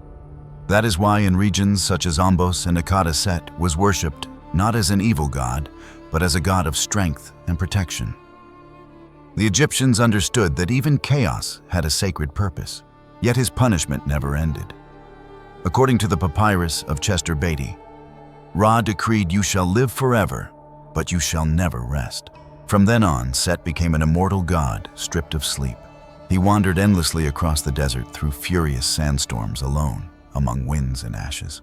The Egyptians said that whenever the wind howled through the night, it was Set's cry, the cry of one who could not die, but also could not be forgiven. And whenever lightning struck across the sky, they believed it was his spear thrown in eternal rage. During his endless exile, Set was driven mad by hatred. He wandered into the temple of Thoth, the god of wisdom and magic, seeking to steal the power of knowledge to see both the future and the past. He stole the eye of the moon, a sacred relic that held the light of divine understanding. But Thoth discovered the theft, and the chase between the two gods lasted 7 nights amid storms and sand. In the end, Thoth reclaimed the eye, and Set was punished. Blinded in one eye, stripped of the ability to perceive truth. From that day on, in ancient reliefs, Set was depicted with only one shining eye, a symbol of wisdom lost through arrogance. Though judged, cursed, and blinded, Set never disappeared. He became the eternal counterpart to Osiris and Horus, a part of creation's endless balance. He is the embodiment of downfall, yet also a reminder that every soul has a darkness it must learn to control. Many scholars believe that Set represents the Egyptian version of Lucifer, from the Bible, the angel who once stood near the throne of God, blessed with power and intellect, but who believed he could replace the Creator. Both share the same tragedy, born to protect the divine, yet destined to defy it. And even today, Egyptians still whisper when the desert wind rises. That is the voice of Set, the god of storms, the one who challenged heaven, and the one forever trapped between God and demon. After Set was defeated and cast out, the desert became silent. But within that silence, something new was taking shape, not through force or hatred, but through knowledge. For when strength leads to corruption, only understanding can restore order to the world. And the one who held that understanding was Thoth, the god of words, magic, and truth. The Egyptians believed that while Set represented chaos, Thoth embodied logic and order. If Osiris stood for compassion and Horus for justice, then Thoth represented wisdom, the recorder of every action of gods and men, the bridge between the visible world and the divine realm. It was said that when Set stole the eye of the moon to gain the power to see through all time, Thoth was the one who retrieved it. From that moment, the moon became a symbol of enlightenment and divine reason. The Egyptians believed that every full moon was Thoth shining upon the earth, reminding mankind that knowledge never belongs to the arrogant, only to those who seek it with pure hearts. And so, after the bloody wars of the gods, a new chapter began, the age of language, knowledge, and revelation. It was believed that Thoth possessed the forbidden book's 42 sacred scrolls that contained every secret of the universe. The summoning of souls, the curse of life, and the formula to open the gates between the living and the dead. Ancient priests believed that whoever read all 42 scrolls could command nature, control spirits, and stand equal with the gods. But for that reason, the knowledge was forbidden to mortals. In the hands of the arrogant, knowledge becomes a weapon. In the hands of the righteous, it becomes the key to salvation. One story inscribed on the Turin papyrus tells of a priest named Neferkaptah who discovered where the Book of Thoth was hidden. He opened the first scroll and read aloud, "I am Thoth, the one who created the moon, and by my words I make the river flow." Immediately the Nile rose, the heavens trembled, and darkness swept across Egypt. Neferkaptah realized that humans could not bear the knowledge of the gods, so he bound himself with magic and cast his body into the river. From then on, the Book of Thoth was sealed forever, and no one dared to touch it again. Yet the legend spread. People began digging, sacrificing, and calling upon Thoth, not with reverence, but with ambition. One of those who dared was Neferkaptah himself, a priest of Memphis. He believed the Book of Thoth would let him understand the language of heaven and command the Nile. One night under the full moon, Neferkaptah found the hidden entrance to the temple. Inside a stone chamber covered with sacred inscriptions, he saw the first scroll glowing like liquid silver. He trembled, opened it, and read aloud, "I am Thoth, the one who created the moon, and by my words I set time in motion." As soon as he spoke, the air quaked. The Nile surged, the sky darkened, and it felt as though thousands of spirits had awakened. Neferkoptah realized he had gone too far. Knowledge was no longer light. It had become fire consuming his soul. Thoth appeared in a pale radiance, his voice echoing like the moon through the night. "The wisdom of the gods is not for those who wish to be gods." He touched the scroll, and every letter faded away. Neferkoptah fell to his knees, realizing that mankind can learn everything except how to master its own pride. He bound himself in spells, cast the scroll into the river, and vanished beneath the waters forever. The Egyptians believed that every time the moon rose, Neferkoptah's soul still sat at the bottom of the Nile, guarding the resting place of the Book of Thoth. And Thoth, the god of words and wisdom, continued to quietly record the sins of mankind, as if to remind us that every fall begins when man believes he is wiser than his creator. Thus, while Set embodied rebellion through power, Thoth witnessed rebellion through knowledge. One fought the gods with a sword, the other with words. To the Egyptians, Thoth was not only the god of wisdom, but also the memory of the world. He recorded everything: the movements of stars, the flow of the Nile, and the last prayers of dying souls. They believed that if one day all memory were erased, Thoth would be the only god who still remembered what once existed. Some modern scholars compare Thoth to Enoch from the Bible, the man chosen by God to record what happens between heaven and earth. Both were scribes of heaven, both witnesses of divine history. And in both traditions, Egyptian and Hebrew knowledge has two faces. It can guide the soul, or it can destroy it. On the walls of Thoth's temple, an ancient warning was carved: "He who knows too much without humility will be devoured by his own wisdom." And perhaps that is the same lesson every civilization, even ours today, must learn again. Each time we look up at the shining moon and remember that somewhere a god is still writing down the things the world has forgotten. After Set was exiled, the desert did not become silent. The sandstorm still rose without warning, carrying the breath of chaos he had left behind. Yet the Egyptians believed that every time the wind ceased, it was because another power had intervened, a divine spirit whose essence was the opposite of Set's. Not a warrior, not a king, but a sacred mother born to heal the wounds that storms had carved upon the world. They said that when Set was cast into the wasteland, Ra looked down in sorrow as the universe fell out of balance. He understood that strength and punishment alone could not sustain creation. So from the gentle breath of dawn, Ra brought forth a daughter, a goddess with a heart of compassion, but with enough power within her to stand against destruction itself.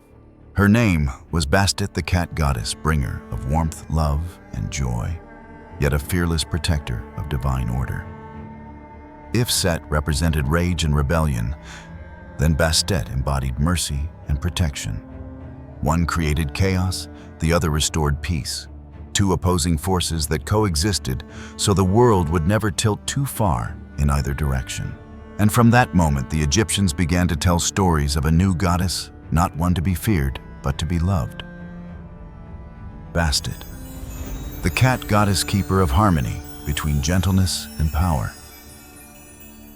Among all the gods of Egypt, none was as beloved as Bastet, the goddess, with the head of a cat, at once tender and terrifying, a nurturing mother and a warrior of the sun.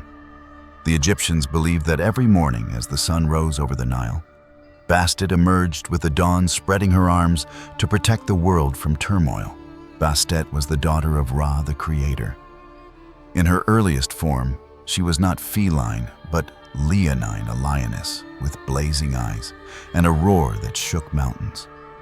In the primeval age, when Apep, the great serpent who sought to swallow the sun, rose from the abyss, it was Bastet, then known as Sekhmet, whom Ra sent down to destroy mankind's rebellion and defend divine order. But when Ra's wrath poured through her, Sekhmet lost control. She slaughtered not only the wicked, but the innocent as well. The Nile ran red, and the land was scorched barren. Seeing the devastation, Ra took pity on humanity and poured red wine across the fields to deceive her. Thinking it blood, Sekhmet drank deeply. Her fury faded, and she fell into slumber for 3 days and nights. When she awoke, she was no longer Sekhmet, the lion's fang, but Bastet, the heart of the cat. From then on, Bastet became the goddess of love, music, and joy. She appeared gentle, wearing a crown shaped like the moon, a silver bell at her throat, and a mirror in her hand, the symbol of self-reflection and inner light. The Egyptians believed that every meow at night was the sound of Bastet patrolling the streets, guarding homes from evil spirits. Pregnant women prayed to her for safe childbirth, and when someone passed away, people believed Bastet guided their soul across the boundary between life and death. Yet Bastet was never merely a symbol of gentleness. She remained a warrior of the sun, the only one who dared stand beside her father Ra on the solar bark as it journeyed through the underworld each night. When Apep, the colossal serpent of chaos, rose from the depths to devour the sun, Bastet was the first to strike her spear. The Egyptians believed that if Bastet did not fight beside Ra every night, the dawn would never come again. But Bastet had another side, a forgotten self. An ancient tale tells that once, when mortals mocked the gods, Bastet's fury ignited. Her eyes turned from emerald to crimson, and her feline claws became blades. She took the form of a lioness once more and punished the faithless. But when she saw the blood she had spilled, Bastet realized that her rage was the shadow Ra had warned her about, that within every being, divine or mortal, dwell two natures, one of compassion and one of destruction.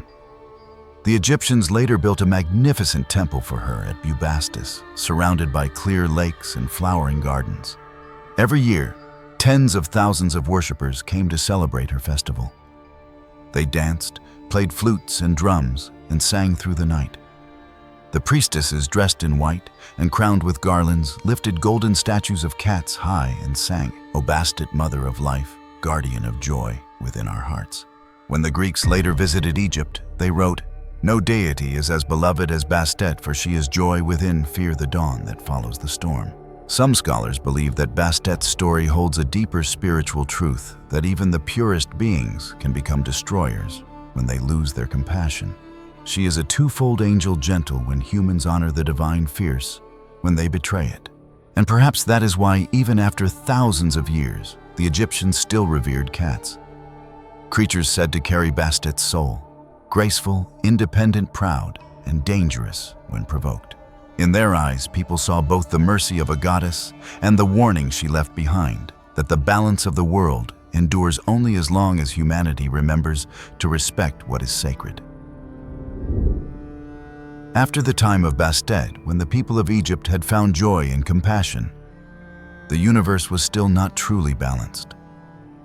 For love, without the strength to protect it, would sooner or later be swept away. And that strength, as the Egyptians believed, came from the very place where they lived, the Nile River, the lifeblood of their land, which both nourished life and devoured anyone who dared to disrespect it. They believed that within the Nile, there was not only water, but also an ancient spirit, a god born from the first drop of sweat that fell from Ra's brow when he created the world. That drop of sweat turned into a giant crocodile with eyes as bright as stars' breath that made the river rise, and a roar that shook the whole land. His name was Sobek, the crocodile god, ruler of the Nile, guardian of the boundary between life and destruction. Sobek, the crocodile god, strength of the Nile. According to ancient inscriptions found at Kom Ombo, Sobek was born from the first drop of sweat that fell from Ra's brow into the Nile at the dawn of creation. That drop became the first crocodile, a symbol of strength, fertility, and natural power. For this reason, the Egyptians regarded Sobek as the god who kept balance between life and death, between the divine and the animal. It is said that from the beginning of time, Sobek was one of Ra's closest allies. Every night, when the sun passed through the underworld to fight the great serpent Apep, Sobek was the one who swam ahead of Ra's sacred boat, tearing apart the chaotic spirits that tried to drown the light. People believed that the roars echoing across the river at night were the voice of Sobek awakening the guardian gods and calling them to battle. But one night when Ra grew weak after thousands of cycles, Apep rose stronger than ever. The enormous serpent wrapped its body around the solar bark, preparing to swallow the sun whole. The gods trembled in fear, except for Sobek, who stood firm with eyes burning like fire. He lunged forward and bit off part of the serpent's body, spilling blood and poison throughout the water. The Nile turned red, and from that day the Egyptians believed that the first floods of the year carried the mark of that battle when the blood of Apep mixed with the river's water. To reward him, Ra made Sobek the divine guardian of the Nile, granting him control over fertility and the growth of crops. But the price of victory was heavy. The venom of Apep had entered Sobek's body, filling him with a fury that no one could ever tame. From that moment, Sobek became both protector and bringer of fear. People said that during great floods, when the water covered the cities, some saw Sobek rise from the river, his eyes shining like emeralds, his body covered in mud. He did not attack, but those who disrespected the river, who overfished or killed sacred animals, would vanish without a trace by morning. All that remained were crocodile footprints along the shore, leading straight back into the water. Another legend tells that when Osiris was murdered by Seth and his body was thrown into the Nile, it was Sobek who helped Isis find her husband. He swam along the river, lifted the drifting coffin with his mouth, and brought it to the shore. When Isis thanked him, Sobek replied, "I did not act out of mercy. I acted out of justice.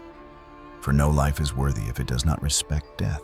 That saying became one of the deepest beliefs in ancient Egypt, and life and death are not enemies. They depend on one another like two currents of the same river. At Ka-Mombo, the Egyptians built a double temple, one side for Sobek, one for Horus. One represented instinct, the other reason. Every day, the priest offered Sobek honey cakes, roasted fish, and lotus flowers, praying for calm waters and healthy newborns. But they never forgot to fear him, for Sobek could give water, and he could take it away.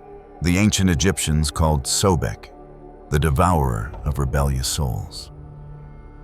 They believed that on the day of judgment, if a person's heart was too heavy with sin, not only would the beast Emmet rise to devour it, but Sobek himself would appear, swallow the soul, and drag it down to the bottom of the Nile forever. And so Sobek became one of the few gods worshipped by both the common people and the pharaohs with the same fear and reverence. Pharaohs saw him as the symbol of power and victory, the strength that comes from mastering one's own instincts. Before battle, they prayed that Sobek would grant them the speed, ferocity, and courage of a crocodile. Many pharaohs, such as Amenemhat III and Ramses II, called themselves sons of Sobek to show that their rule came from divine authority. In the city of Crocodilopolis, people worshipped living crocodiles as Sobek's incarnations. They were kept in sacred lakes adorned with gold jewelry, fed honey cakes, and mummified after death. Their remains were buried in stone tombs, and the people prayed to them for the Nile to keep flowing and the harvest never to fail.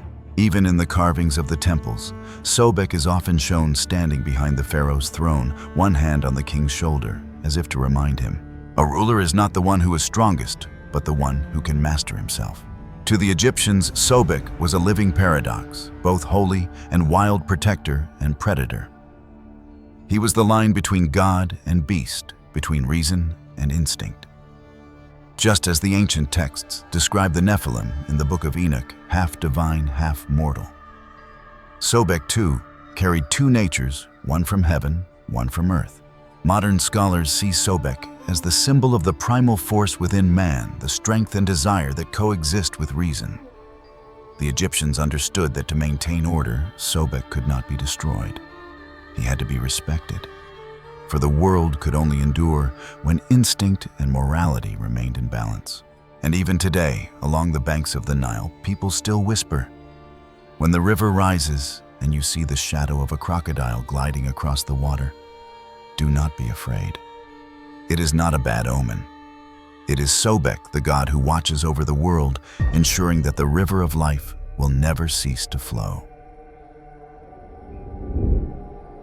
After thousands of years, as the Egyptian civilization faded into the sands, along with its river and desert gods, the world entered a new era, one where the legends of deities were told in a different voice, a different tongue, yet carried the same haunting truth: mankind has always been torn between the divine and the mortal within. If the Egyptians saw their gods in the Nile and the skies of the east, the Greeks found theirs in the sea, the mountains, and within the souls of the damned. These gods, sometimes merciful, sometimes cruel, did not merely rule over mortals. They mirrored humanity's deepest desires, fears, and sins.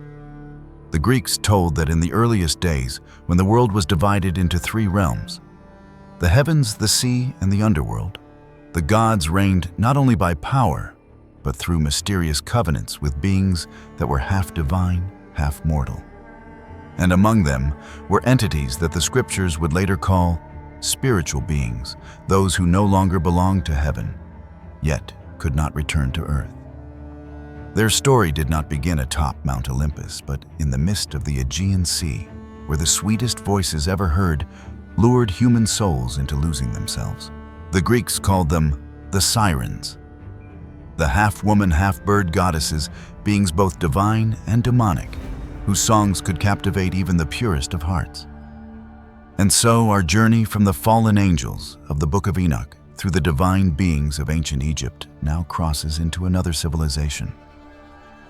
A world where spiritual beings hid themselves within myth, and temptation itself became the greatest test of the human soul. Let us return to ancient Greece, where the waves whispered songs of longing, and lost souls called out for something even the gods could not resist. The Sirens, the goddesses of the sea and desire. In the earliest days, when Greek ships first ventured across the Aegean Sea, sailors told each other a story that chilled every heart. Far out in the ocean lay an island covered in white stone and crimson flowers, where the most enchanting voices in the world could be heard.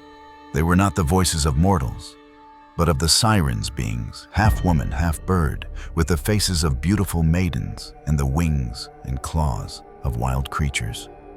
According to Greek legend, the Sirens were once handmaidens of Persephone, daughter of Demeter, the goddess of the harvest. When Persephone was abducted by Hades, lord of the underworld, the maiden searched for her across the world, but failed to bring her back. As punishment, or in some versions, as a gift to aid their search, the gods transformed them into half-woman, half-bird creatures, giving them the power to fly anywhere but cursing them never to return as humans again. From then on, they dwelled upon an island in the sea, divine yet cursed, beautiful yet doomed. The Sirens' voices could bewitch any soul. Those who heard them lost all reason, forgot their purpose, and steered their ships straight into the rocks. Wrecked ships and human bones piled high along the shore, forming what the Greeks called the land of sweet death. It was said that none who heard their song ever lived to tell the tale, except one Odysseus. The story is told in Homer's Odyssey, the greatest epic of ancient Greece. As Odysseus sailed home to Ithaca after the Trojan War, the goddess Circe warned him, "Along your path lies the island of the Sirens. They will sing songs that make you forget everything, and your ship will crash upon the rocks." But Odysseus, ever hungry for knowledge, refused to pass without hearing them. He ordered his men to plug their ears with beeswax and to tie him tightly to the mast, no matter how he begged. As they sailed past the island, the siren song rose sweet, sorrowful, and hypnotic. "O great Odysseus, come to us. We know all the secrets of the sea and the souls of the dead. Come, and we shall tell you the story of your own life." The song pierced Odysseus's mind. He screamed, struggled, and begged to be released, desperate to reach them. But his crew, deafened by wax, kept rowing. The ship passed the island, and when the music faded into the wind, Odysseus collapsed, exhausted but alive. He became the only man in Greek history to hear the sirens and survive. The Greeks believed that after their failure to lure him, the Sirens, shamed, threw themselves into the sea. But their souls did not vanish. They became mist drifting across the waters, singing still on moonless nights. And so sailors believed if you ever hear a strange voice across the calm sea, it is the Sirens calling to lonely souls. In mythology, the Sirens embody temptation, the force that makes humanity forget reason, abandon faith, and lose itself. They kill not with weapons, but with song, just as Satan in the Bible tempts mankind not by force, but through soft words and false promises of wisdom and pleasure. For this reason, many modern scholars see the Sirens as symbols of spiritual seduction, beings that ensnare the soul through desire, drawing humans away from the divine. They are in a sense the descendants of the Watchers in the Book of Enoch, fallen angels who once taught humankind magic, music, and lust, leading them astray from the Creator. In Greek myth, the Sirens are not purely evil. They are victims of their curse, but that is precisely what makes them dangerous. For what truly leads to ruin is not always darkness, but beauty that cannot be resisted. The Greeks painted the Sirens on their pottery, half woman, half bird, with sorrowful eyes gazing towards something forever lost. They said that whenever the sea was eerily calm, it was because the Sirens were singing not to lure mortals anymore, but to mourn their own souls. And perhaps if one could peer beneath the deep blue waves, they would see them still beings who were once messengers of the divine, now forever trapped between heaven and the sea, between love and punishment. But the Sirens were not the only beings who once drove gods and men to madness. Long before them, before Zeus or Mount Olympus ever existed, there was an older generation of divine beings, mightier and far more prideful. These were the ones who once ruled the heavens, yet were cast down into the abyss for daring to challenge the very gods who had created them. The Titans, the first gods banished to Tartarus. Before Zeus, before Olympus, the world was ruled by an ancient generation of immortal and arrogant gods. The Greeks called them the Titans. According to ancient Greek mythology, in the beginning, there was only chaos, a boundless void. From that emptiness came Gaia, Mother Earth, and Uranus, Father Sky. United in love, they gave birth to 12 mighty children, 6 sons and 6 daughters, the first beings to hold power nearly equal to that of the creator gods. The Titans embodied the primal laws of the universe, the sea's time, light, and fate. But among them, none was stronger than Kronos, the youngest son of Gaia and Uranus, who overthrew his father to seize the throne. On the night of rebellion, Kronos wielded a sickle forged by Gaia and struck Uranus down, his blood falling upon the earth to give birth to countless beings, among them the Furies and the Giants. For a time, it seemed the world had been freed from the cruelty of Uranus, but victory brought no peace. Kronos, once a liberator, became a tyrant himself. Fearing that his own children might one day rise against him, he devoured each child the moment they were born. A father consuming his own offspring to the Greeks, this became the ultimate image of fear's corruption, a warning that the dread of losing power is the root of all evil. When the 6th child, Zeus, was born, Kronos' wife Rhea could bear it no longer. She hid the infant on the island of Crete and tricked Kronos by giving him a stone wrapped in cloth. When Zeus came of age, he forced his father to vomit up his swallowed siblings, Hades, Poseidon, Hera, Demeter, and Hestia. Together they formed a new generation of gods, the Olympians, and waged a war that shook the heavens, the Titanomachy, the great war of the gods. For 10 years, heaven and earth trembled. Zeus's thunderbolts split the skies, Poseidon's seas roared, and the mountains burned with sacred fire. The Titans, vast as mountains, unyielding as stone, fought fiercely against their divine children. Atlas, the most loyal of Kronos' warriors, led the Titans in the final battle at Thessaly.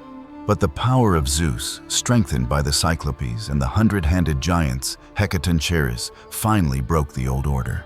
When Zeus hurled his final bolt and shattered the Titan realm, the world fell silent. The defeated were bound in unbreakable adamantine chains and cast into Tartarus, a pit deeper than even the underworld, where no light could reach and no god's name could be spoken again. From then on, the Titans were imprisoned forever, not dead, yet never again to live.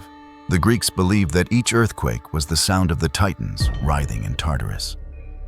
And every thunderclap was Zeus reminding them, "Those who rebel against heaven shall forever remain in the abyss."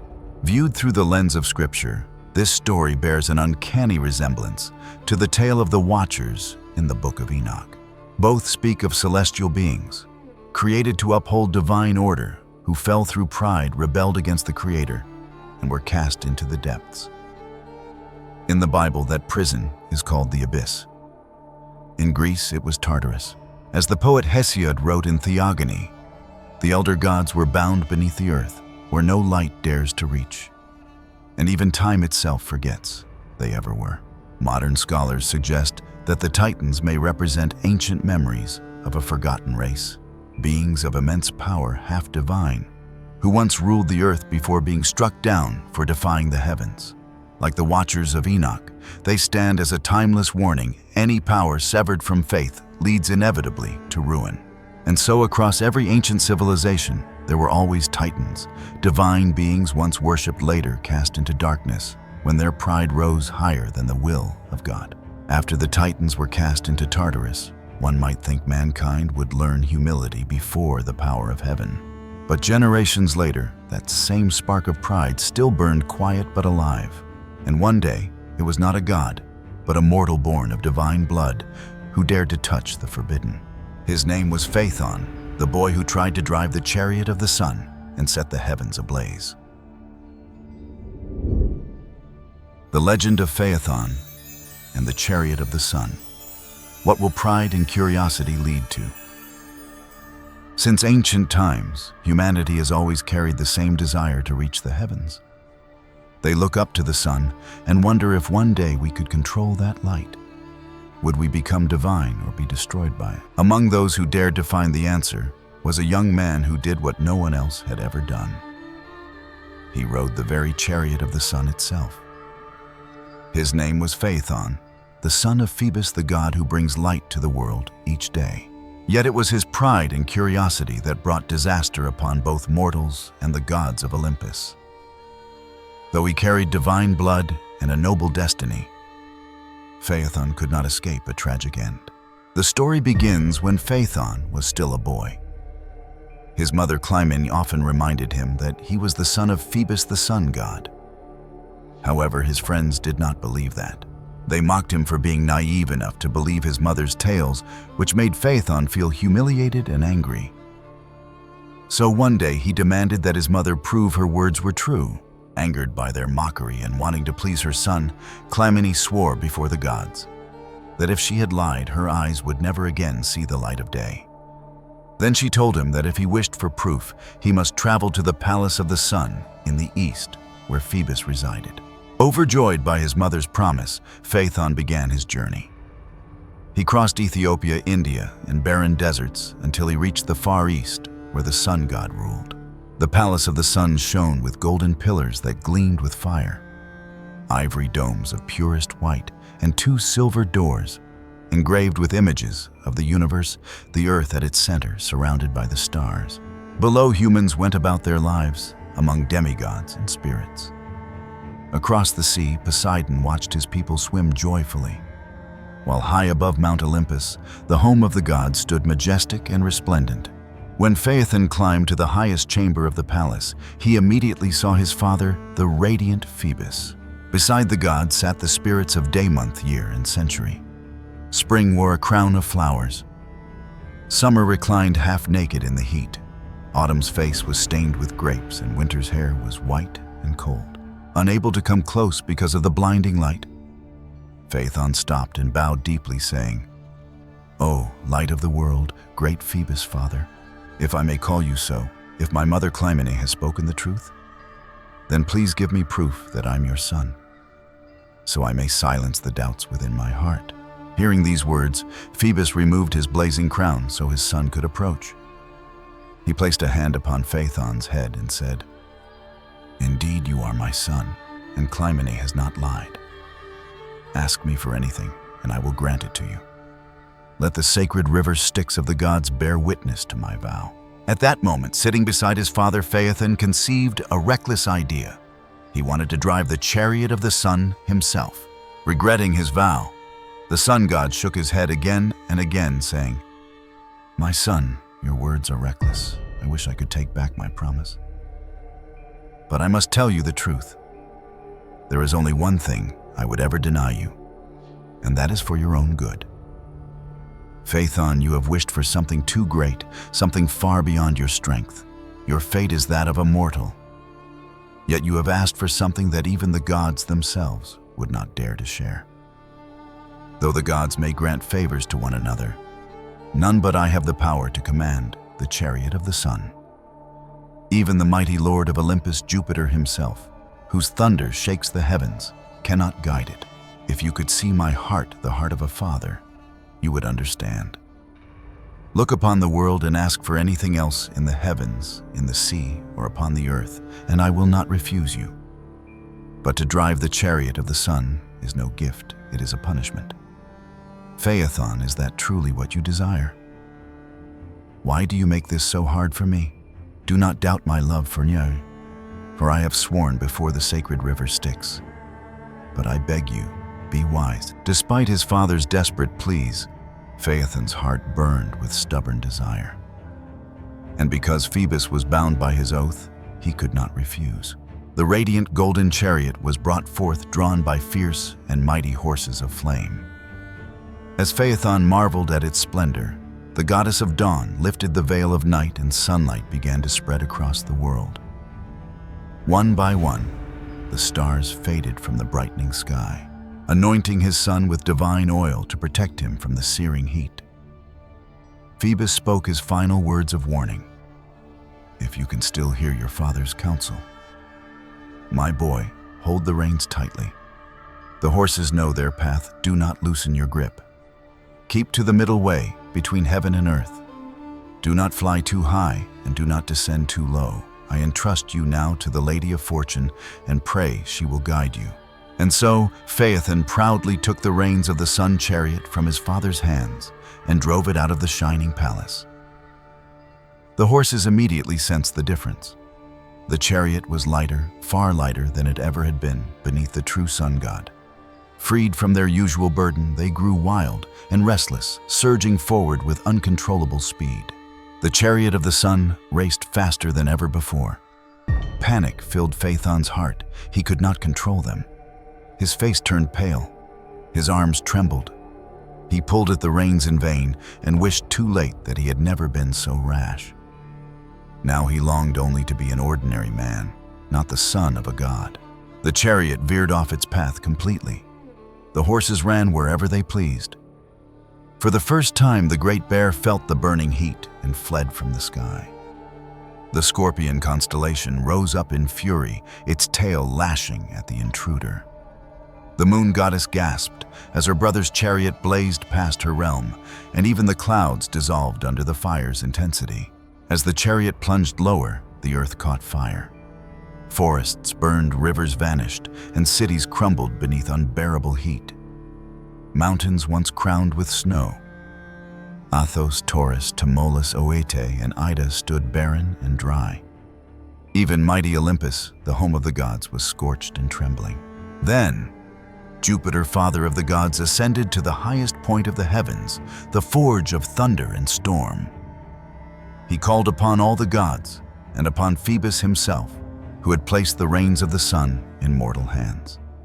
He said, "As long as this fire burns, the world shall know no life." And with that, Jupiter hurled a single bolt of lightning. A flash split the sky. The chariot of the sun shattered. The horses fell, and Phaethon, the boy with divine blood, plummeted toward the earth. His body fell into the river Eridanus, where the river gods, pitying his fate, buried him with reverence. On his tomb, they carved the words, "Here lies Phaethon, who sought to be the son of heaven, and for that wish burned the world." They say that after the fall of Phaethon, the sun did not rise for 7 days. The sky was veiled in gray mist, The seas turned cold, plants withered, and mankind knelt in fear, begging the gods for mercy. Phoebus, the sun. God, grief-stricken and hollow, refused to ride his chariot again. He said to Jupiter, "My heart was burned together with my son. Let the world dwell in darkness, so they may learn that light is not something to be claimed." But the world could not remain forever in shadow. Moved by the prayers of gods and men alike, Jupiter ordered Phoebus to return to his duty. And when light once again appeared in the sky, mankind understood the price of pride is to lose what is most sacred.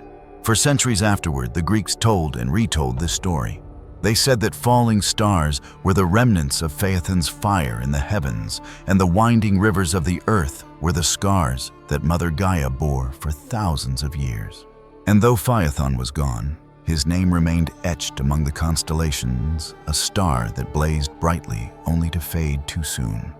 It reminds humankind that there are limits we were never meant to cross. For when man dares to seize the power of heaven, what he loses first is not his life, but his humility, the very thing that once made him beloved in all of creation. After the tragedy of Phaethon, the skies of Greece still seemed to shimmer with the ashes of his fall. It was said that during that time, the gods upon Mount Olympus looked down upon the world and realized that the true cause of chaos was not fire, but pride, the quiet arrogance hidden within the hearts of mortals. From the scorched earth to the shining temples, one lesson continued to echo through the ages.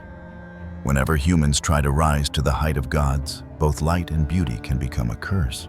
And far from the burned plains, within the marble walls of Athena's temple, another story began. It was not a tale of flames, but of beauty, that delicate force which seems harmless, yet can move even the gods to tears.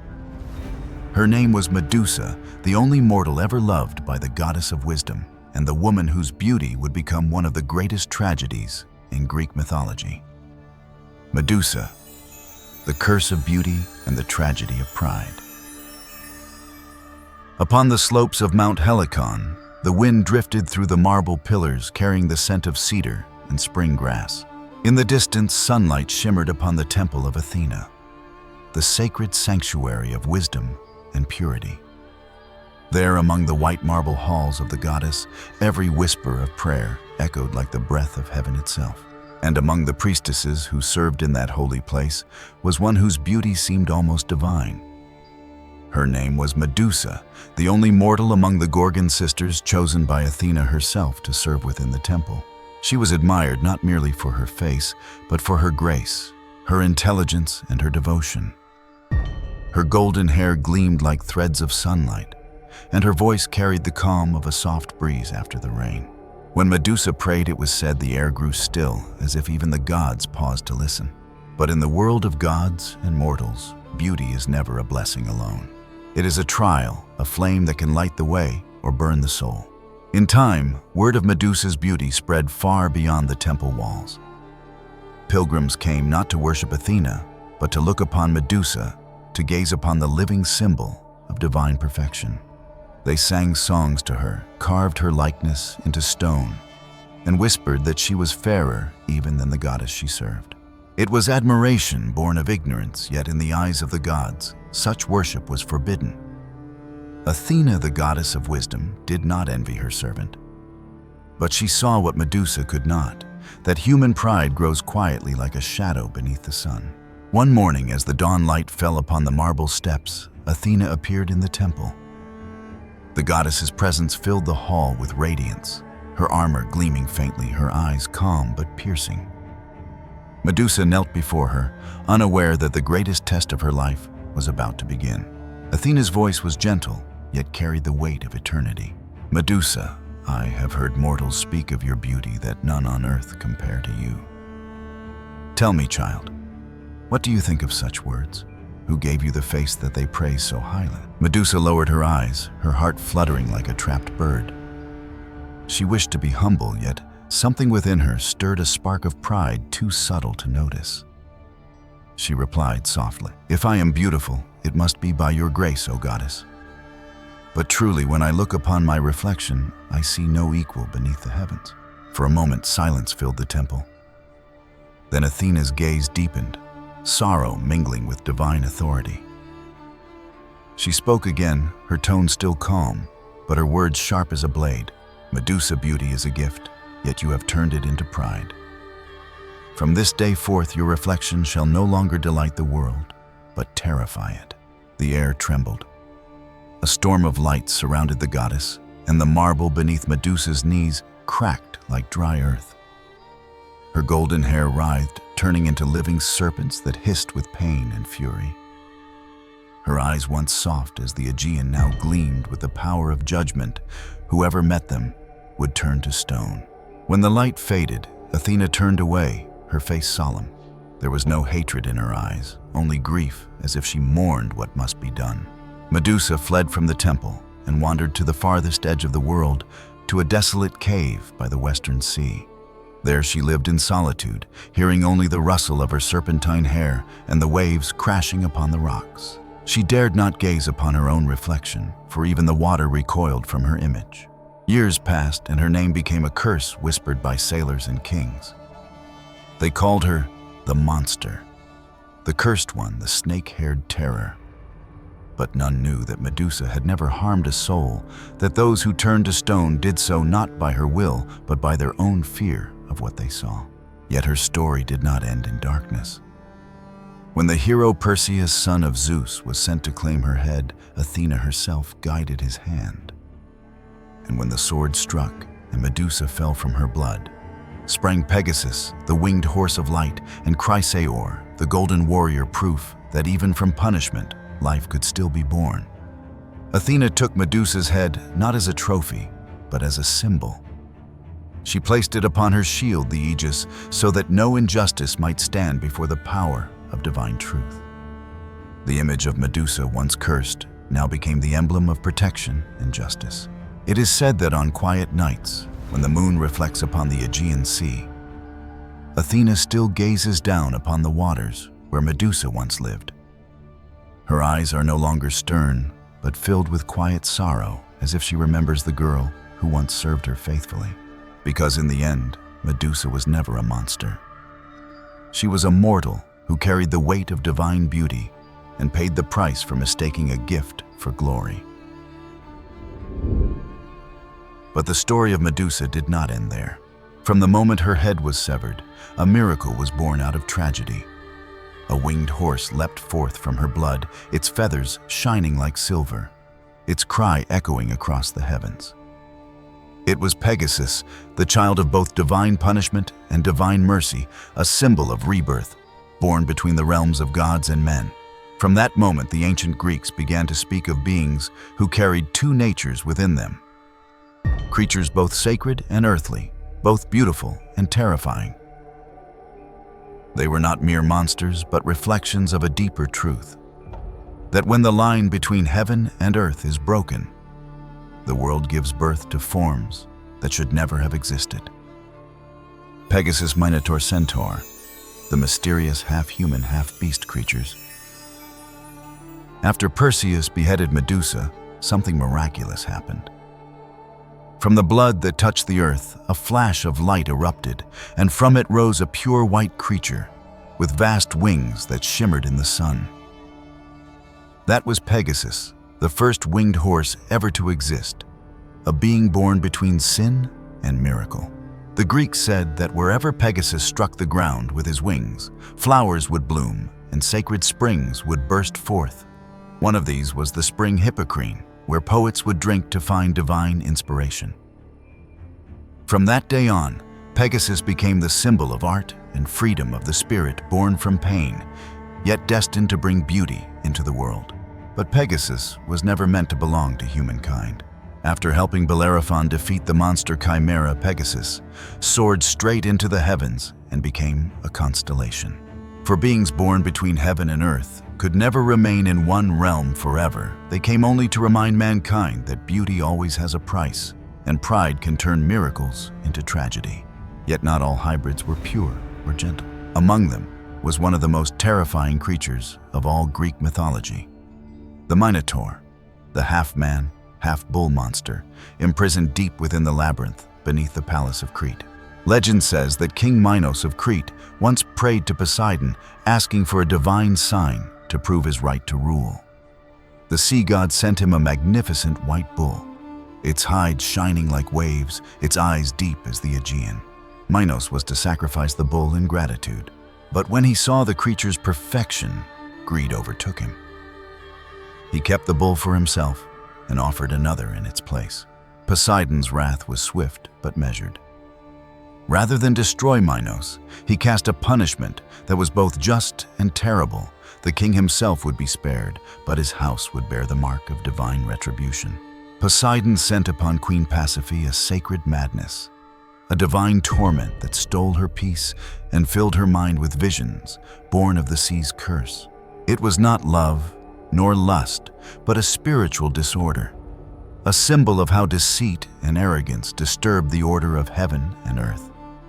And from that chaos, the Minotaur was born a creature with the body of a man and the head of a bull, the living consequence of mankind's deception of the gods. When Minos saw the child, terror gripped his heart. He realized his sin had taken form. Unable to kill his own son, yet unwilling to let him live among men, he ordered the master craftsman Daedalus to build a massive labyrinth, a maze of 1,000 passages where the Minotaur would wander forever in darkness.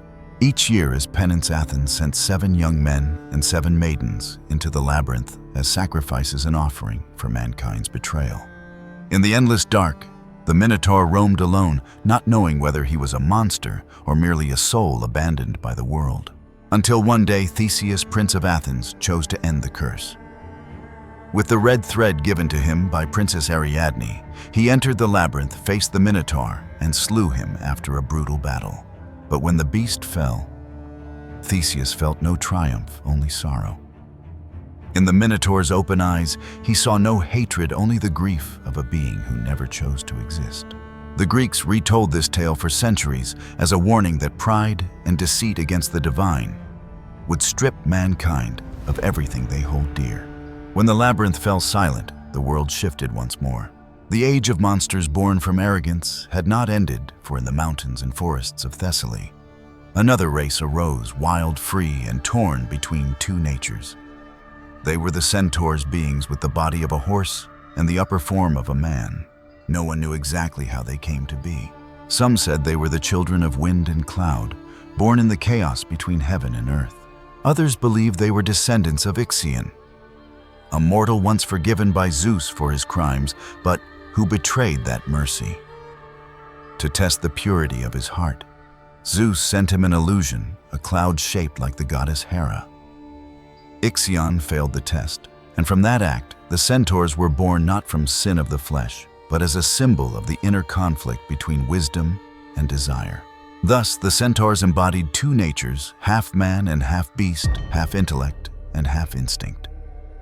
They roamed the mountains of Thessaly, hunting, feasting, drinking wine, and often surrendering to their wild nature. To the Greeks, they were a mirror of mankind, forever torn between reason and passion. But among them one stood apart, Chiron. The son of Cronus and the sea nymph Philyra, Chiron was not born of chaos, but of compassion and light. From childhood, he was taught by Apollo and Artemis music, healing, astronomy, and the art of the hunt. He became the greatest teacher of heroes, guiding Achilles, Hercules, Jason, and Asclepius, who would one day become the god of medicine. Under Chiron's tutelage, heroes learned not just how to fight, but how to remain kind in battle, to understand that true strength lies not in might, but in restraint. Yet even the purest souls are not free from fate. One day, while Hercules practiced archery, a poisoned arrow dipped in the blood of the Hydra struck Chiron by accident. Immortal as he was, he could not die, but the wound would never heal. The pain became his lifelong burden, not as punishment, but as his final lesson in compassion. When Chiron learned that Prometheus still suffered in chains for bringing fire to mankind, he offered his own immortality in exchange for Prometheus's freedom. Zeus, moved by his sacrifice, released Prometheus and lifted Chiron to the heavens, where he became the constellation Sagittarius the Archer. And so, when humanity gazes at the stars, they see the centaur aiming his bow, not at others, but toward the darkness within the human heart. The Greeks would say, Each time anger overtakes our reason, the beast within us awakens. But each time we show patience and mercy, Chiron lives again within us. After the age of Greece, the stories of half-human, half-divine beings slowly faded from the Mediterranean world. But far to the east, beyond the desert, where the Tigris and Euphrates rivers met, another civilization told a similar story, one far more ancient. Their people did not merely worship the gods. They believed the gods had once lived among them, teaching humanity language, astronomy, architecture, and even the secrets of life itself. They called these beings Anunnaki, those who came down from heaven to earth. Unlike the distant gods of Olympus, the Anunnaki were described as tangible beings of flesh and form, walking among humans, observing them, guiding them, and passing down knowledge. They were revered as the watchers, the guardians of early mankind. But just as in the Book of Enoch, some of them rebelled against their divine mission, drawn by the desires of the mortal world, and from that rebellion, the downfall of mankind began. The Sumerians recorded this tale on clay tablets in cuneiform, the story of great celestial beings who descended from the sky, of their uprising against the Creator, and of the terrible punishment sent from heaven to restore order. It was an age when heaven and earth were not yet divided, when God still walked among men and sin had no name. But from that ancient world came the very first idea of the fallen ones, thousands of years before humanity ever heard of the Bible. Anunnaki, the Watchers of Mesopotamia. In the heart of Mesopotamia, where the Tigris and Euphrates rivers gave birth to the first cities of humankind, the ancient Sumerians told a story unlike any other, a tale of the gods who came down from heaven to earth. It was not merely a myth, but the foundation of the earliest religious, astronomical, and historical beliefs ever recorded in writing. On clay tablets unearthed in Uruk-Nippur and Babylon, among the oldest writings known to man, appear the names of the Anunnaki, the divine assembly sent from heaven to earth to rule, to teach, and to watch over humanity. The word Anunna means those who belong to heaven, and Ki means earth. Together, Anunnaki translates to those who came down from heaven to earth.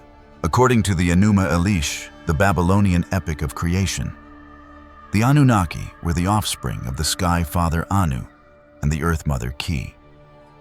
They were beings of immense size and power, possessing knowledge beyond the comprehension of mortals.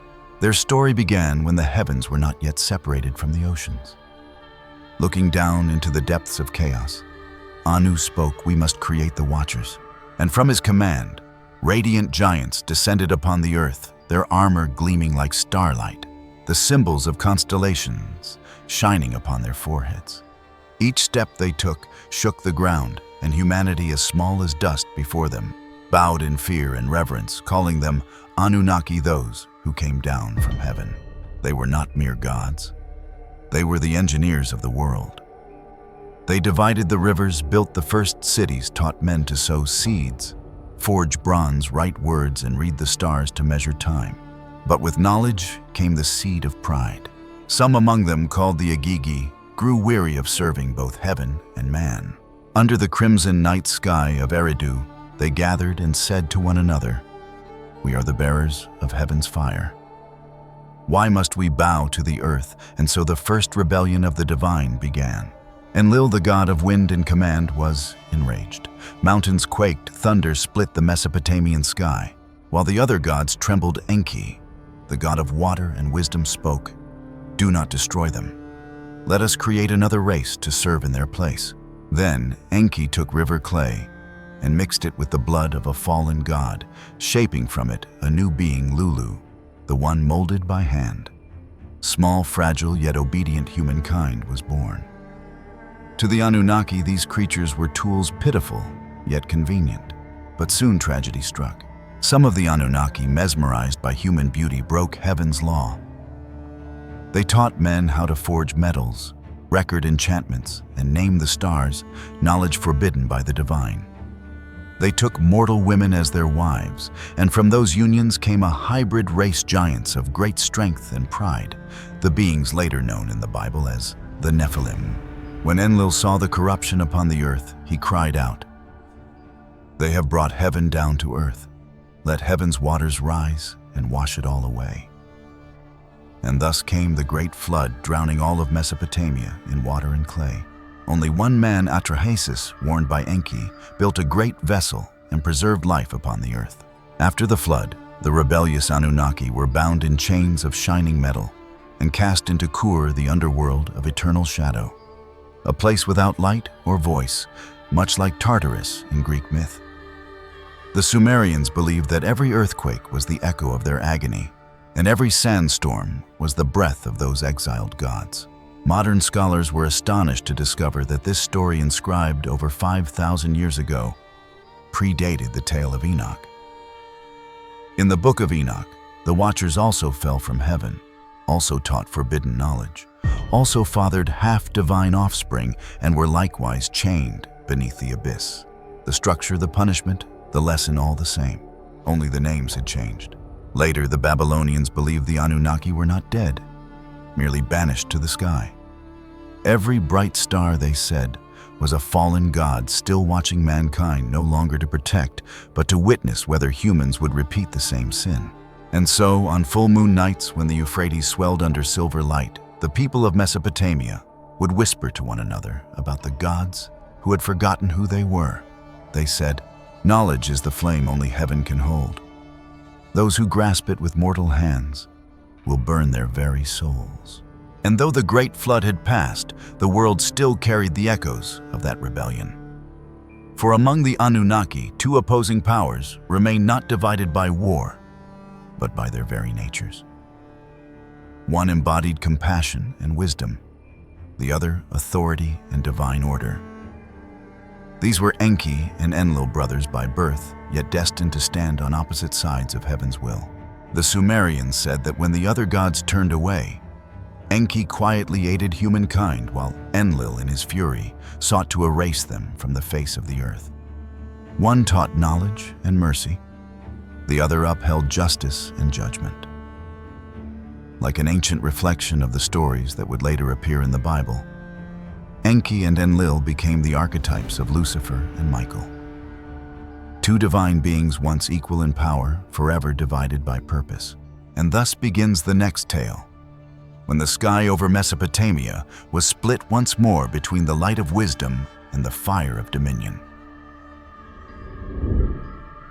Enki and Enlil, two gods in eternal opposition like Lucifer and Michael. In ancient Sumerian mythology, everything began with Anu, the god of the heavens, the supreme ruler of the universe. He reigned above in the realm where the light of the stars never faded. Beneath him were his two sons, Enlil, the god of wind authority and judgment, and Enki, the god of water wisdom and creation. Both were born from the same divine lineage, yet they embodied two opposing halves of cosmic order, justice and mercy, discipline and freedom, destruction and renewal. From the dawn of time, Enlil was chosen to govern the earth. He was granted supreme authority to maintain order, establish laws, and punish any being that defied heaven's command.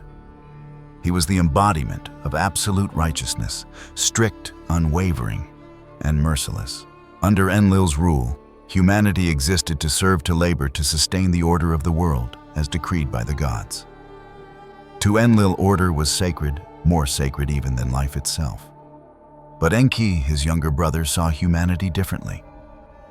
As the god of water, he understood that life could not thrive through fear and submission alone. Enki brought knowledge to humankind, teaching them to build, to farm, to write, and to observe the stars, to understand time. He did not command. He guided. He whispered through dreams, showing mortals that true strength lies not in power, but in wisdom and compassion. When Enlil ordered the creation of mankind to serve the gods, it was Enki who shaped them from the clay of the Tigris River, mixing it with the blood of a fallen god. He called them Lulu, those molded by hand. They were small, fragile, yet possessed of souls capable of love and empathy. But as humanity grew in number and noise, Enlil became enraged. He declared that mankind had overstepped its bounds and must be erased through plague and famine. Enki, defying his brother's decree, secretly warned humans and taught them how to survive. And when Enlil unleashed the great flood to cleanse the earth, Enki again disobeyed, whispering to Atrahasis, the righteous man, to build a great vessel and preserve life. After the flood, Enlil confronted Enki in fury. But Anu, the god of heaven, intervened and said, "Enlil, you guard the order of the world, but Enki guards its soul. Both are necessary, like day and night, like fire and water." And so the two brothers remained forever opposed, one ruling by authority, the other guiding by understanding. Different in purpose, yet both essential to the balance of the cosmos. In ancient inscriptions, Enlil is depicted as the storm itself. Eyes like whirlwinds, voice like thunder, hands that could move mountains. Enki, by contrast, is carved with flowing water upon his shoulders. His hair like winding rivers, his eyes gleaming like moonlight reflected on a still lake. When Enlil appeared, the earth trembled. When Enki spoke, rivers rose and flowers bloomed. Their opposition mirrors the divine reflection later found in Scripture, the eternal contrast between Michael and Lucifer. Michael, the warrior of heaven, unwavering in his loyalty to God's command, embodies the essence of Enlil, protector of order and justice. Lucifer, the bearer of light and knowledge, whose compassion for humankind led to his rebellion, echoes Enki, the god who defied heaven to save mankind. Both born of heaven, both divine, yet forever separated by purpose, one to preserve, the other to challenge.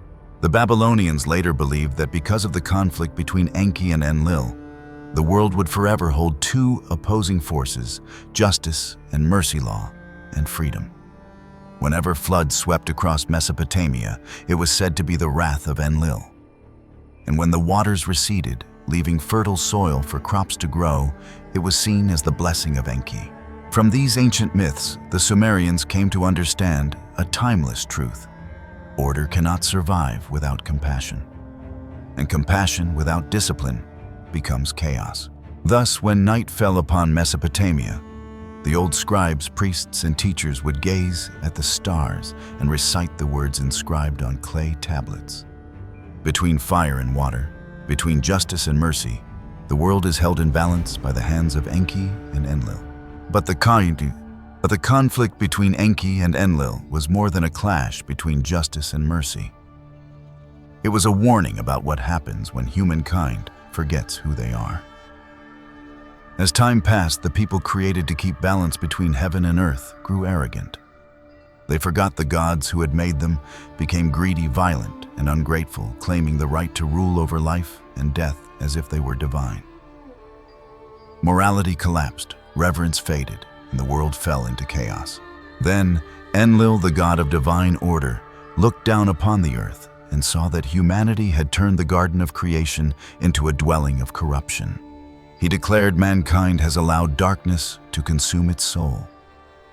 If this corruption is not cleansed, even heaven itself will be tainted. Thus Enlil resolved to bring forth the great flood to wash the earth clean and begin creation anew.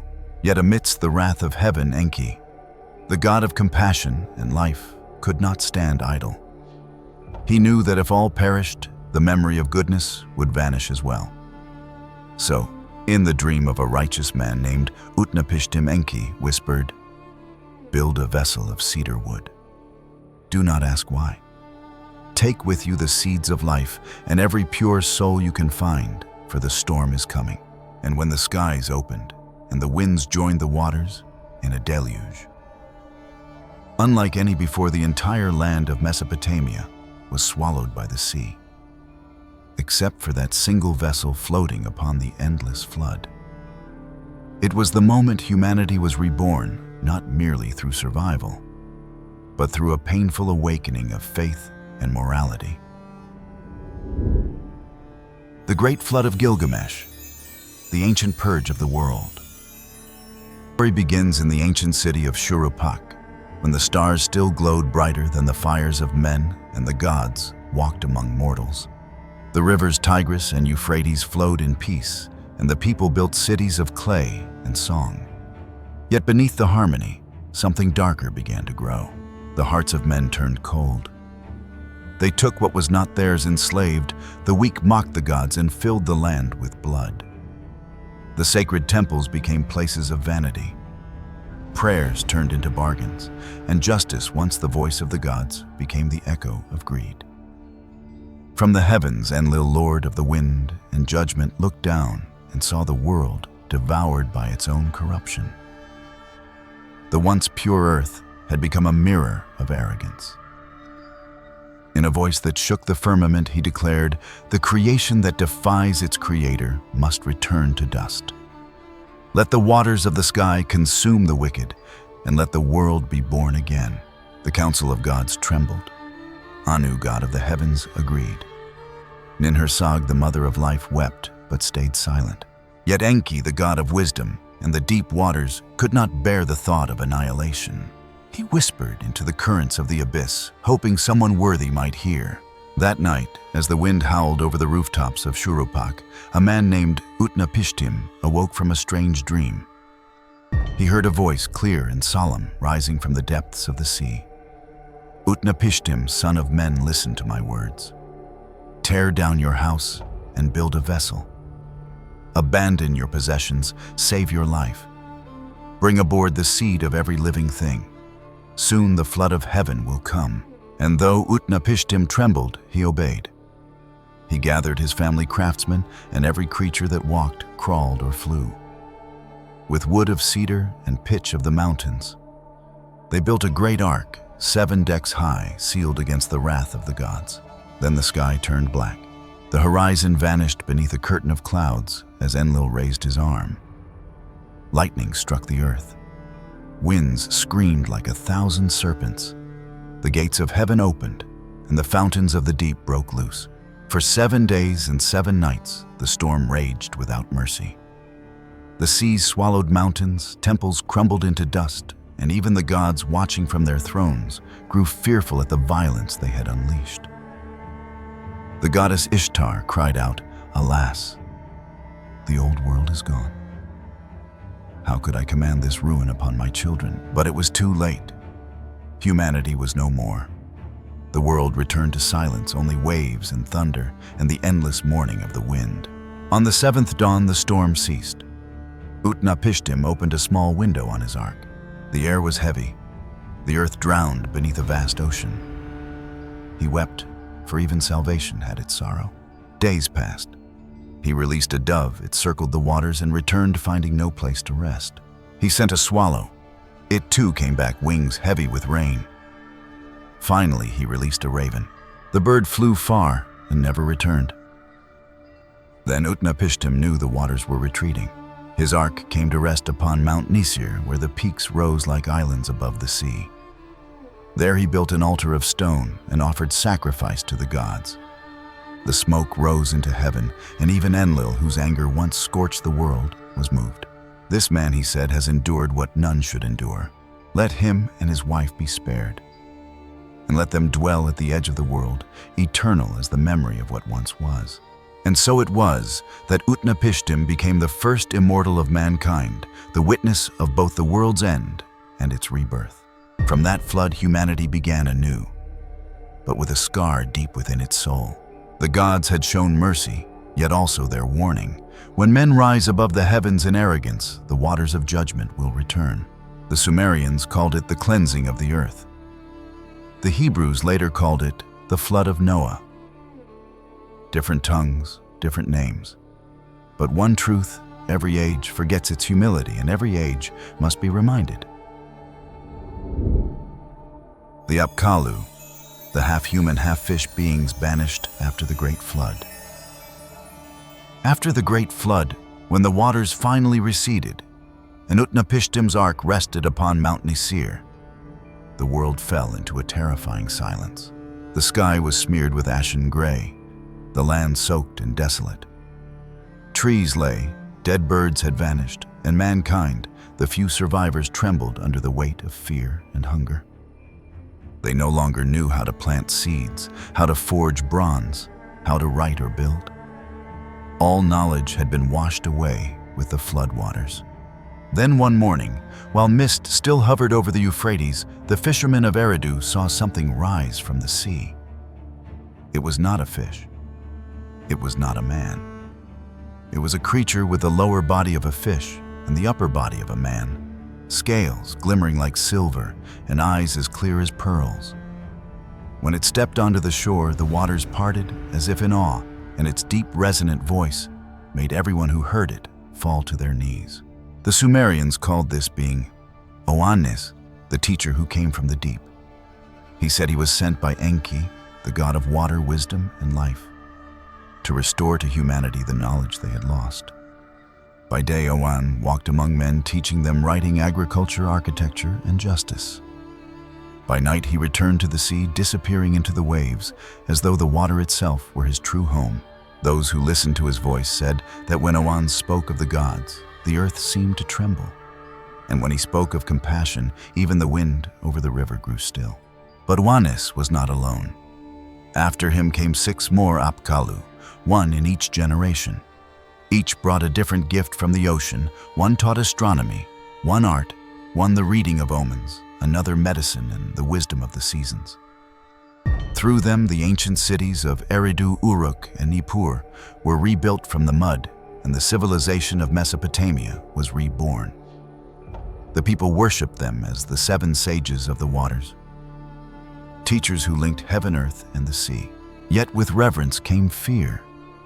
It was said that in the eyes of the Apkallu shone something not of this world, a knowing too deep, a memory too old, as if they still carried the burden of a punished age. Stone reliefs discovered in Nineveh depict them wearing fish-scale cloaks, holding a pine cone-like object, a symbol of purification and renewal, as they stood before the sacred tree of eternal life. Scholars of the time whispered that the Apkallu were not merely Enki's messengers, but the remnants of the exiled Anunnaki. When Enlil, the god of law and order, learned that these beings were still teaching forbidden knowledge to mankind, he was furious.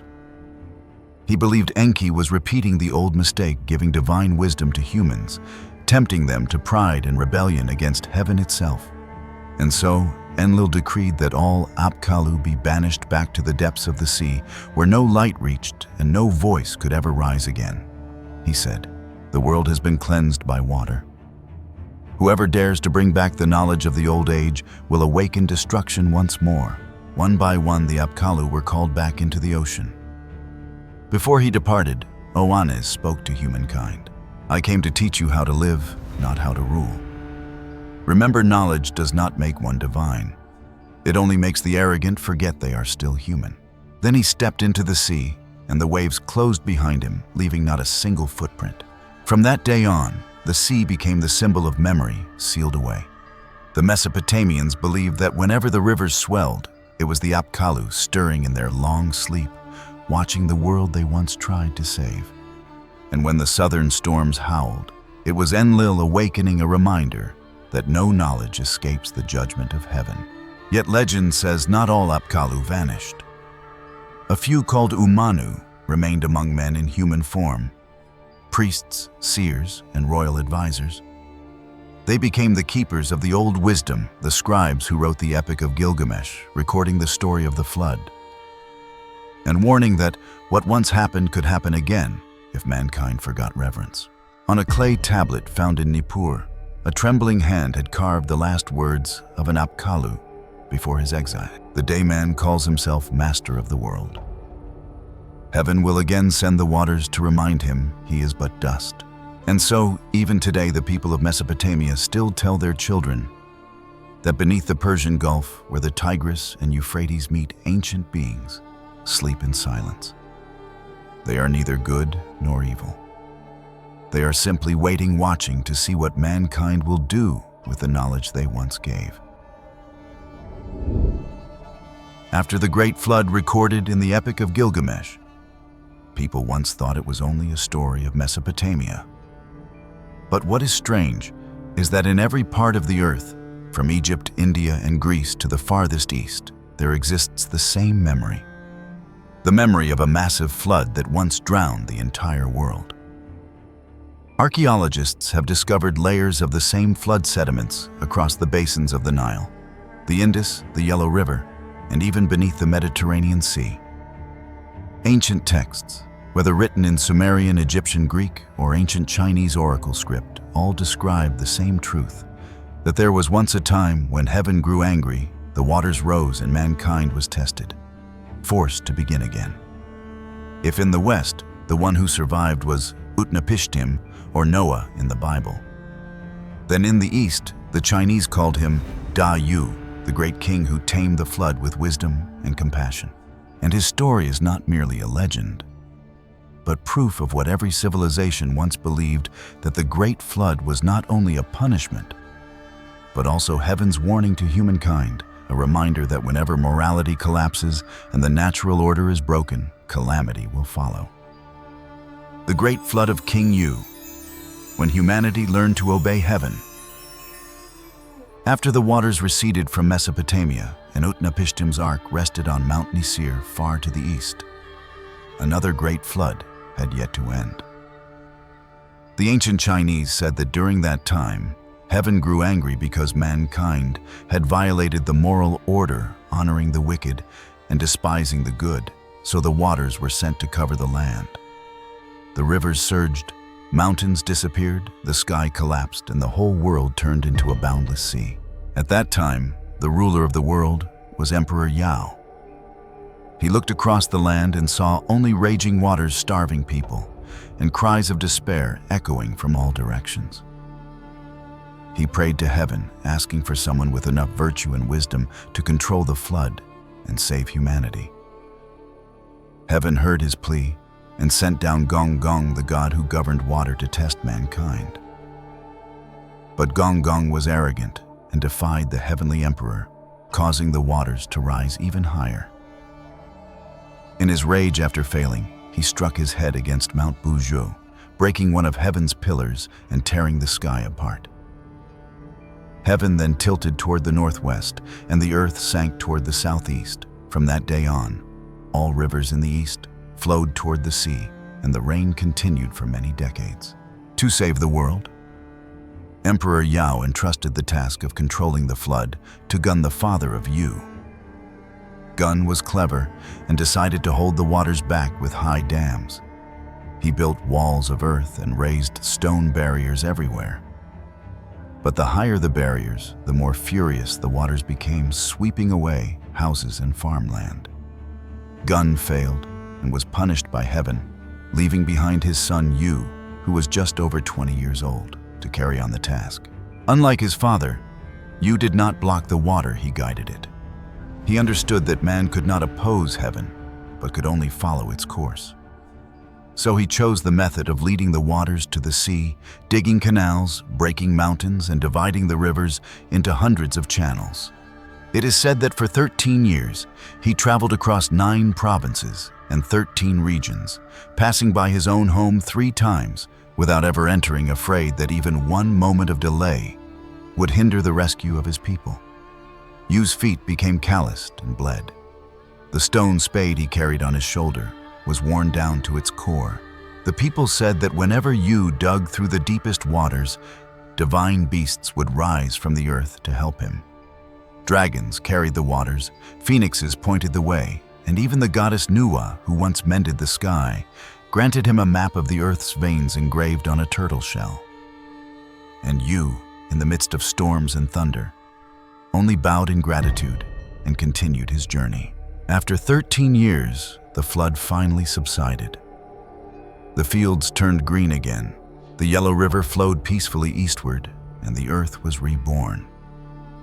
Heaven saw Yu's loyalty and perseverance and bestowed upon him the title Da Yu, establishing him as the founder of the Xia dynasty, the first dynasty of ancient China. At that time, people said that heaven's mandate had changed from those who defied heaven to those who obeyed and corrected the will of heaven through compassion. From then on, the Chinese regarded Da Yu as the model of a ruler who acts in accordance with heaven's way. However, in ancient texts such as the Classic of Mountains and Seas and the Book of Documents, canon of Yao, there is something few people mention. When the waters finally receded, Yu found strange beings at the bottom of the river, half human and half dragon, with silver scales and shining eyes. They did not speak the language of men, but bowed to him before diving back into the depths. You understood that these were remnants of the divine beings from before the great flood, those punished by heaven for teaching forbidden knowledge to mankind. He knelt and prayed. Those who repent return to the waters. Those who remain pure stay and aid humankind. From then on, the Chinese believed that within the rivers dwell guardian spirits, the dragon kings and water gods' descendants, permitted by heaven to maintain balance in the world. Later scholars called this the Eastern version of the Great Flood, a story in which mankind was not destroyed for arrogance, but was saved through repentance. If in the West, Noah was chosen to renew humanity, then in the East, Da Yu was chosen to teach mankind how to live in harmony with heaven's way. After Yu the Great tamed the flood, the world slowly returned to peace. Rivers flowed again, the earth grew green, and humanity began rebuilding their homes and replanting their seeds. Yet the world was still far from perfect. The sky remained tilted, the earth was cracked, and the wounds left by the great flood could still be seen everywhere. The ancients said that after the waters receded, the sun once lost its path, the stars strayed from their places, and the winds and rains no longer followed their proper seasons. It was then that from the distant veil of clouds and mist there appeared a divine being whom the Chinese called Nuwa, the mother of humanity, who had shaped mankind from yellow clay at the dawn of creation. Seeing the world in ruin and all living beings in misery, she wept. And from that boundless compassion, she made a decision never before seen to mend the broken sky. Legend says that Nuwa traveled across the 4 corners of the world to find the most radiant stones of 5 colors: blue of the sea, red of fire, yellow of the sun, white of the clouds, and black of the night. She melted them in a sacred furnace and one by one patched the cracks of heaven. As each stone was set in place, the winds grew still, the rain ceased, and the stars returned to their rightful order. The mountains stood upright once more, rivers flowed along their proper courses, and the world was restored to harmony. When her work was finally done, Nuwa, exhausted, sat upon the peak of Mount Kunlun and wept. Her tears fell upon the earth and turned into translucent pearls, symbols of divine mercy and reminders that mankind could only continue to live by giving thanks to heaven and earth. From that time forward, humanity entered a new era, a post-flood age when heaven and earth were once again united, when morality was restored and civilization began a new cycle. Just as in the Bible after Noah's flood subsided and the rainbow appeared as a covenant between God and mankind, so too in the East, Nuwa mending the heavens became a sacred covenant, a promise that disasters would recede as long as humanity lived in harmony with heaven's way, upheld compassion, and honored the Creator. Across the ancient world, from Sumer and Babylon to Greece, Egypt and China, every civilization seemed to remember the same truth, that once heaven and earth were so close that the gods walked among men, and mankind was still pure enough to hear the voice of the divine. But when pride arose, when humanity forgot its sacred origin and tried to seize the power of heaven, disaster followed. Fire floods, earthquakes, and great deluges all were different ways heaven reminded us that morality is the only foundation that can hold the world together.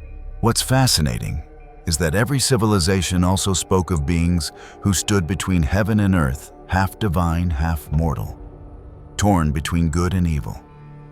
The Anunnaki, the Watchers, the Nephilim, the Titans, the Minotaur, the Centaur, even the Dragon Kings of the East, none were merely monsters. They were reflections of us, of humanity's eternal struggle between instinct and wisdom, matter and spirit, power and humility. Perhaps the gods have long departed, but their lessons remain in the waves of the sea, in the tremors of the earth, and in the quiet corners of the human heart. Every time morality fades, nature rises to remind us. And every time repentance returns, heaven becomes calm once more. Maybe that is the message shared by every ancient story, every religion, every myth that has survived the ages. That true power is not in strength or dominion, but in compassion and reverence for the Creator. For as long as humanity walks in harmony with the divine order, even if the gods no longer dwell among us, heaven's law will continue to guide our way through the ages to come. And so, as the last echoes of forgotten civilizations fade into the night, remember this: the stories of the flood of angels who fell and gods who wept were never written to entertain. They were written to awaken, to remind us that every world that ever perished did so not by the hand of wrath, but by the loss of virtue. And every world that was saved by those who still remembered what it means to be human. From the rivers of Mesopotamia to the mountains of China, from the pyramids to the temples beneath the stars, the message was always the same. When humanity walks with heaven, peace endures. But when it turns away, the waters rise again. The ancients left us signs not of fear, but of hope, that even when the earth trembles and the skies grow dark, redemption begins in the quiet heart of one good soul. For every act of truth restores the order of heaven. Every act of kindness heals what chaos has broken. And every moment of patience keeps the fire of life from consuming us. Truth, compassion, forbearance. These are not just words, they are the breath of creation itself. They are the laws that shape the stars, the rivers, and the human spirit. When we live by them, we do not need to be gods to touch the divine. So as you drift to sleep, let the world fall silent around you. Let the noise of fear, pride, and desire fade. And in that stillness, remember, you were made not to rule, but to care. Not to conquer, but to understand. Not to burn with ambition, but to shine with grace. For as long as even one heart lives in truth, acts with compassion, and endures with patience, the balance between heaven and earth will remain unbroken. Good night, my friend. May peace guard your dreams, and may the hand that shaped the stars continue to guide you through every storm, every age, and every dawn yet to come.